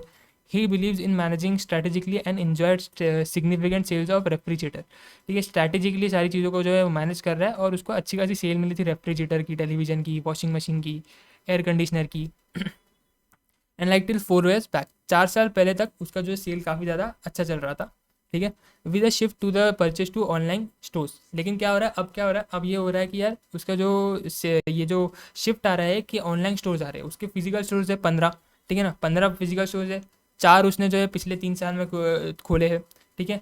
और पिछले 4 साल से ही उसका जो है थोड़ा सा जो है पोजीशन जो है धीरे धीरे चल रहा है। 4 साल पहले तक उसका जो है सेल बहुत ज़्यादा अच्छा चल रहा था, टीवी, फ्रिज, वॉशिंग मशीन, इन सब चीज़ों का। लेकिन अभी जो है क्या हो रहा है, पिछले 4 साल में जो है थोड़ा सा एक शिफ्ट आ रहा है, ऑनलाइन स्टोर्स की तरफ लोग ज़्यादा जा रहे हैं, तो उसको भी सेल में जो है डिक्लाइन मिल रहा है, ठीक है। Purchase to online store of his stores came down about 70% in last 4 years, और उसका जो सेल्स है वो 70% पे आ गया, यानी कि 30% का उसका जो है 30% से जो उसका सेल जो है वो ड्रॉप हुआ है, ठीक है। सॉरी, हाँ, 30% जो उसका जो यहाँ पे सेल हुआ है वो हुआ है यहाँ पे ड्रॉप हुआ है 30% से 70% उसका जो है अभी सेल आ चुका है। Analyse the position of Ramesh Sharma in light of limitation of strategic management. Limitation of strategic management में क्या पोजीशन बन रही है रमेश शर्मा की, बताओ। रमेश शर्मा की लिमिटेशन ऑफ स्ट्रैटेजिक मैनेजमेंट में क्या पोजीशन बन रही है, ठीक है। तो लिमिटेशन ऑफ स्ट्रैटेजिक मैनेजमेंट एक बार याद करो, क्या लिमिटेशन ऑफ स्ट्रैटेजिक मैनेजमेंट के पॉइंट है। सबसे पहला पॉइंट तो ये था कि भाई इन्वायरमेंट काफ़ी ज़्यादा डायनामिक है, इन्वायरमेंट काफ़ी ज़्यादा क्या है, डायनामिक है, टर्बुलेंट है, कॉम्प्लेक्स है बड़ा, ठीक है ना। ओला की गाड़ी में आग लगा, ओला की गाड़ी में आग लगा, उसकी वजह से क्या हो रहा था, बाकी कंपनियों को भी अफेक्ट पड़ रहा था, अफेक्ट हो रहा था उसका, है ना। तो यहाँ पर आपको don't you think Ramesh Sharma के साथ भी वही हो रहा है, इन्वायरमेंट काफ़ी ज़्यादा कॉम्प्लेक्स है, इन्वायरमेंट काफ़ी ज़्यादा टर्बुलेंट है। इन्वायरमेंट के अंदर चेंज आया, इन्वायरमेंट के अंदर क्या हुआ, ऑनलाइन स्टोर्स आ गए, है ना। इन्वायरमेंट जो बिजनेस का इन्वायरमेंट है, बिजनेस के इन्वायरमेंट में एक ऑल टुगेदर एक नया डिस्ट्रीब्यूशन चैनल खुल गया ऑनलाइन, लोग ऑनलाइन को ज़्यादा प्रेफरेंस दे रहे। रमेश शर्मा उस चेंज को अडॉप्ट नहीं कर रहे, रमेश शर्मा बोल रहे भाई मैं तो फिजिकल स्टोर ही खोलूंगा। उन्होंने तो 4 और नए स्टोर भी डाल दिए पिछले 3 साल में, जबकि पिछले 4 साल में उनका सेल जो है डाउन आ गया, 30% से नीचे आ गया, उन्होंने फिजिकल स्टोर डाल दिए, है ना। तो रमेश शर्मा ने क्या किया, रमेश शर्मा अपने एक प्रोएक्टिव स्ट्रैटेजी चले, उन्होंने देखा फिजिकल स्टोर से यार बहुत ज़्यादा धंधा हो रहा है ना। तो उन्होंने बोला और नए स्टोर डालो, लेकिन नए स्टोर जब वो डाल रहे थे तभी उनको जो है उनकी सेल नीचे जा रही है, बट उनको लगा कि नहीं सेल अभी ये टेम्पररी थोड़ा सा डिक्लाइन आ रहा होगा, आगे जाके हमारी सेल ग्रो कर जाएगी, लेकिन ऐसा हुआ ही नहीं। उन्होंने जैसा सोचा वैसा हुआ ही नहीं, उन्होंने जैसा प्रिडिक्ट किया कि यार मैं 3 स्टोर और डालता हूँ, सेल अभी थोड़ी बहुत टेम्पररी बेसिस पे कम गई है, आगे जाकर के वापस जो है बढ़ जाएगी, है ना। थोड़ा बहुत नया ऑनलाइन आया, लोग थोड़ा बहुत ऑनलाइन देखेंगे नई चीज़, फिर से कोई दिक्कत आएगी, फिर से वो लोग ऑनलाइन में शिफ्ट आ जाएंगे, तो अपन डालते हैं नए स्टोर। रमेश शर्मा ने ऐसा सोचा होगा, लेकिन रमेश शर्मा ने जो सोचा वैसा हुआ ही नहीं, रमेश शर्मा ने जैसे सोचा वैसा हुआ ही नहीं। देखते हैं इन्होंने क्या बोला है। Ramesh Sharma is facing decline in sales on account of large scale shift of customers to online stores. While he is using the tool of strategic management, they cannot counter all hindrance and always achieve success. देखिए strategic management में आप हमेशा तो success achieve नहीं कर सकते। There are limitations of strategic management. Limitations of strategic management के अंदर सारे उसने जो limitations है वो पॉइंट आउट किए। पहले उसने बताया कर किया इन्वायरमेंट जो है काफ़ी ज़्यादा हाईली कॉम्प्लेक्स है और टर्बुलेंट है, ऑनलाइन स्टोर्स की एंट्री की वजह से नए काइंड ऑफ कंप्यूटर आ गया बिजनेस के अंदर में, है ना। Any limitations difficult to predict, difficult to predict वाला पॉइंट भी आ गया यहाँ पे, है ना। कैसे चीज़ें शेप अप होगी फ्यूचर के अंदर में, टाइम कंज्यूमिंग प्रोसेस है, तो उन्होंने लिमिटेशन सारे यहाँ पे बता दिए, कॉस्टली है ना, बाकी सारे सारे लिमिटेशन उन्होंने यहाँ पे जो है बता दिए। ठीक है, ये वाला एक पार्ट मेरे ख्याल से तुमको अच्छे से आ गया रहेगा समझ में। आ जाओ चौथे वाले क्वेश्चन में आ जाओ। धर्म सिंह, धर्म सिंह, धर्म सिंह, धर्म संकट में तो नहीं पड़ गया, आ जाओ देखते। The procurement development head of Cyclix a mountain biking equipment company. अच्छा, एक कंपनी है, साइकिल बनाने वाली कंपनी है, उसका धर्म सिंह क्या है, प्रोक्योरमेंट डिपार्टमेंट का हेड है। प्रोक्योरमेंट एक फंक्शन है, प्रोक्योरमेंट एक फंक्शन है, उसका धर्म सिंह हेड है, यानी कि धर्म सिंह हमारा क्या बन गया, फंक्शनल लेवल मैनेजर बन गया। ठीक है ना, एफ एल एम यानी कि फंक्शनल लेवल मैनेजर। माउस है तो थोड़ा एडजस्ट मार लो। ठीक है, mountain biking equipment company, mountain biking equipment company है, was recently promoted to look after sales department. अच्छा, उनको अपन ने प्रमोट किया, बोला भाई तू सेल्स डिपार्टमेंट की तरफ पे भी जो है थोड़ा सा देख, अलॉन्ग विथ प्रोक्योरमेंट डिपार्टमेंट। तो अपन ने उसको दो फंक्शन जो है दे दी हाथ में। His senior at the corporate level have always like his way of leadership. उनको जो है लीडरशिप जो है बहुत ज़्यादा पसंद है। कॉर्पोरेट लेवल मैनेजर का अपन ने एक रोल दिया कि वो लीडरशिप भी जो है अपने को प्रोवाइड करते हैं। And assure that he would ensure that implementation of policy and strategy to the best of his capacity. और उनको ये भी लग रहा है कि यार जो भी पॉलिसीज है, स्ट्रेटजी है, वो जो है अपने अच्छे से जो है इंप्लीमेंट भी करवाएंगे, उसको अच्छे से इंप्लीमेंट भी करेंगे। But have never involve in decision making. उन्होंने कभी भी उसको डिसीजन मेकिंग के अंदर इन्वॉल्व ही नहीं किया है। Do you think he is right, he is the this is the right approach? अगर आपके पास ऐसा एक बंदा है जिसमें पोटेंशियल है, वो अच्छी लीडरशिप दे सकता है, अच्छे से डिसीजन मेकिंग कर सकता है, अच्छे से स्ट्रैटेजीज वगैरह को इंप्लीमेंट वगैरह कर सकता है, तो ये सारे कॉर्पोरेट लेवल मैनेजर के जो है रोल्स है। तो आपको उसको थोड़ा बहुत जो है इन्वॉल्व करना शुरू करना चाहिए, ताकि आपको जो है एक पोटेंशियल नया जो है एक लीडर मिल सके। Validate your answer with logical reasoning around the management levels and decision making. तो ये ऑब्वियसली एक मेरे को नहीं लगता सही अप्रोच होगा, बिकॉज आपके पास एक अच्छा टैलेंटेड बंदा है, तो उसका आपने यूज़ करना चाहिए, उसको थोड़ा सा आपने जो धीरे धीरे करके इन्वॉल्व करना चाहिए आपके डिसीजन मेकिंग प्रोसेस के अंदर में, क्योंकि है उसके अंदर वो स्किल्स। आप जब मानते हो वो स्किल्स उसके अंदर है, तो आप उसको काम भी दो ना वैसा। देखते हैं ये लोग क्या बोलते हैं। Functional level managers provide most of the information that makes it possible to business level and corporate level to formulate reasoning। अपने को पता है, ये वाला पॉइंट अपन ने पढ़ा है फंक्शनल लेवल मैनेजर के अंदर में। This is because of functional level manager Dharam Singh are closer to the customer. ये क्यों होता है? क्योंकि कस्टमर के बहुत ज़्यादा क्लोजली जो है ये लोग काम करते हैं। ठीक है, then general manager, typical general manager तो बैठ के सारा कुछ जो है देख रहा होता है। फंक्शनल लेवल मैनेजर जो है एक ऐसा बंदा जो कि कस्टमर के साथ इंटरेक्ट करता है, उनके बहुत ज़्यादा करीब रहता है, समझता है उनको, और उनके पास ज़्यादा इन्फॉर्मेशन रहती है, तो वो इन्फॉर्मेशन अपने कॉर्पोरेट लेवल को देता है, उसके बेस पे स्ट्रैटेजी बनती है। ये अपने को पता है, we know that. Our functional manager generate important ideas subsequently to, thus it makes important and equal responsibility of managers and operational level strategy implementation। और बोल रहा है ऑपरेशनल लेवल मैनेजर का भी जो रिस्पॉन्सिबिलिटी की वो स्ट्रैटेजी को इंप्लीमेंट करे, अच्छे से एग्जीक्यूट करे, जो भी उसके कॉर्पोरेट और बिजनेस लेवल के प्लान्स होते हैं, जो भी कॉर्पोरेट लेवल और बिजनेस लेवल मैनेजर ने उसको कमांड्स वगैरह दिए हुए, टारगेट्स वगैरह दिए हुए, वो उसका रोल है ऑपरेशनल लेवल मैनेजर का कि वो उसको अच्छे से इंप्लीमेंट करवाए।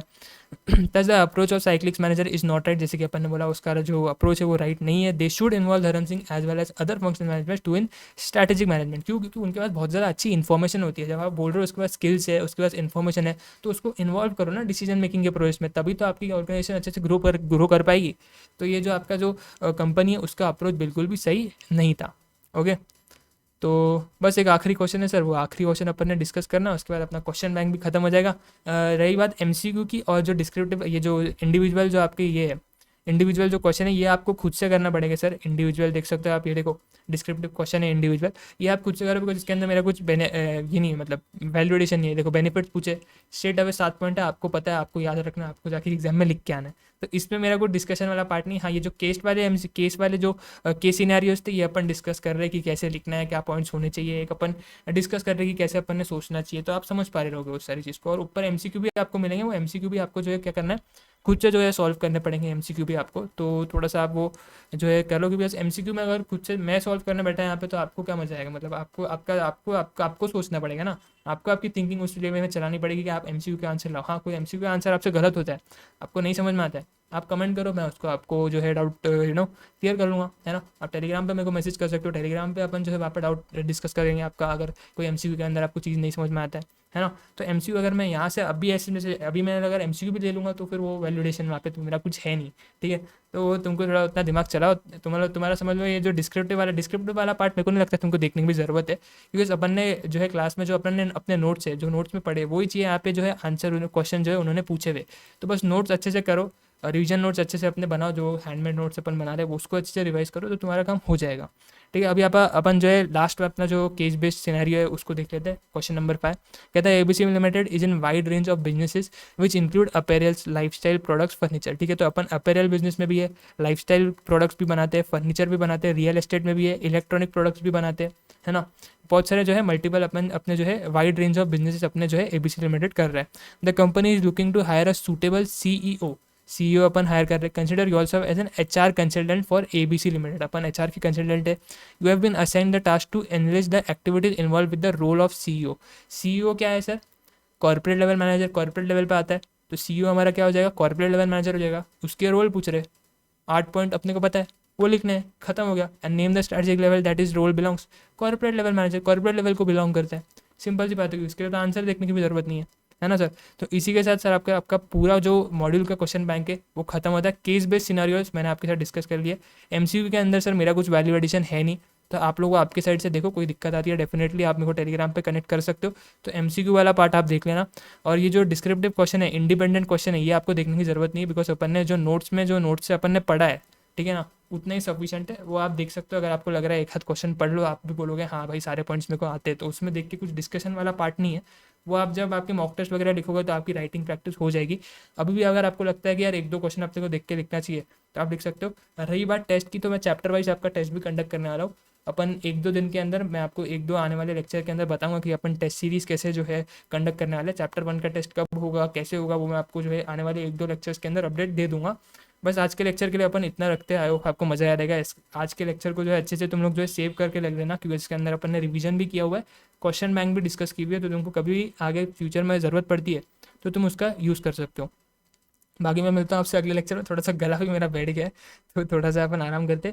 और एक बात कि आप जो आपका होमवर्क है वो अच्छे से करो। आज कुछ आपको होमवर्क रहेगा नहीं, बस इतना होमवर्क है कि एमसीक्यू वगैरह कर लेना अच्छे से तुम्हारे साइड से, और कुछ हैंड रिटन नोट्स अपने को बनाने नहीं, क्योंकि चैप्टर 2 अपन ने स्टार्ट नहीं किया। अगले लेक्चर में अपन चैप्टर 2 को स्टार्ट करेंगे, तो बढ़िया मज़ा आएगा। चैप्टर 2 काफ़ी अच्छा है, तुमको काफ़ी सारी और नई चीज़ें उसके अंदर पता चलेगी, तो मज़ा आएगा। एंड मिलते हैं आपको अगले लेक्चर में चैप्टर 2 के साथ में। तब तक के लिए अगर तुम्हारा कोई नोट्स वगैरह अगर बनाना रह गया रहेगा, कुछ चीज़ बाकी कोई और सब्जेक्ट की पेंडिंग रखी रहेगी, तो उसको अच्छे से निपटाओ, ठीक है। मिलता हूँ अगले लेक्चर में। Thank you so much for watching this lecture. दोस्तों के साथ शेयर करना, टेलीग्राम ज्वाइन करना, एंड टेक केयर।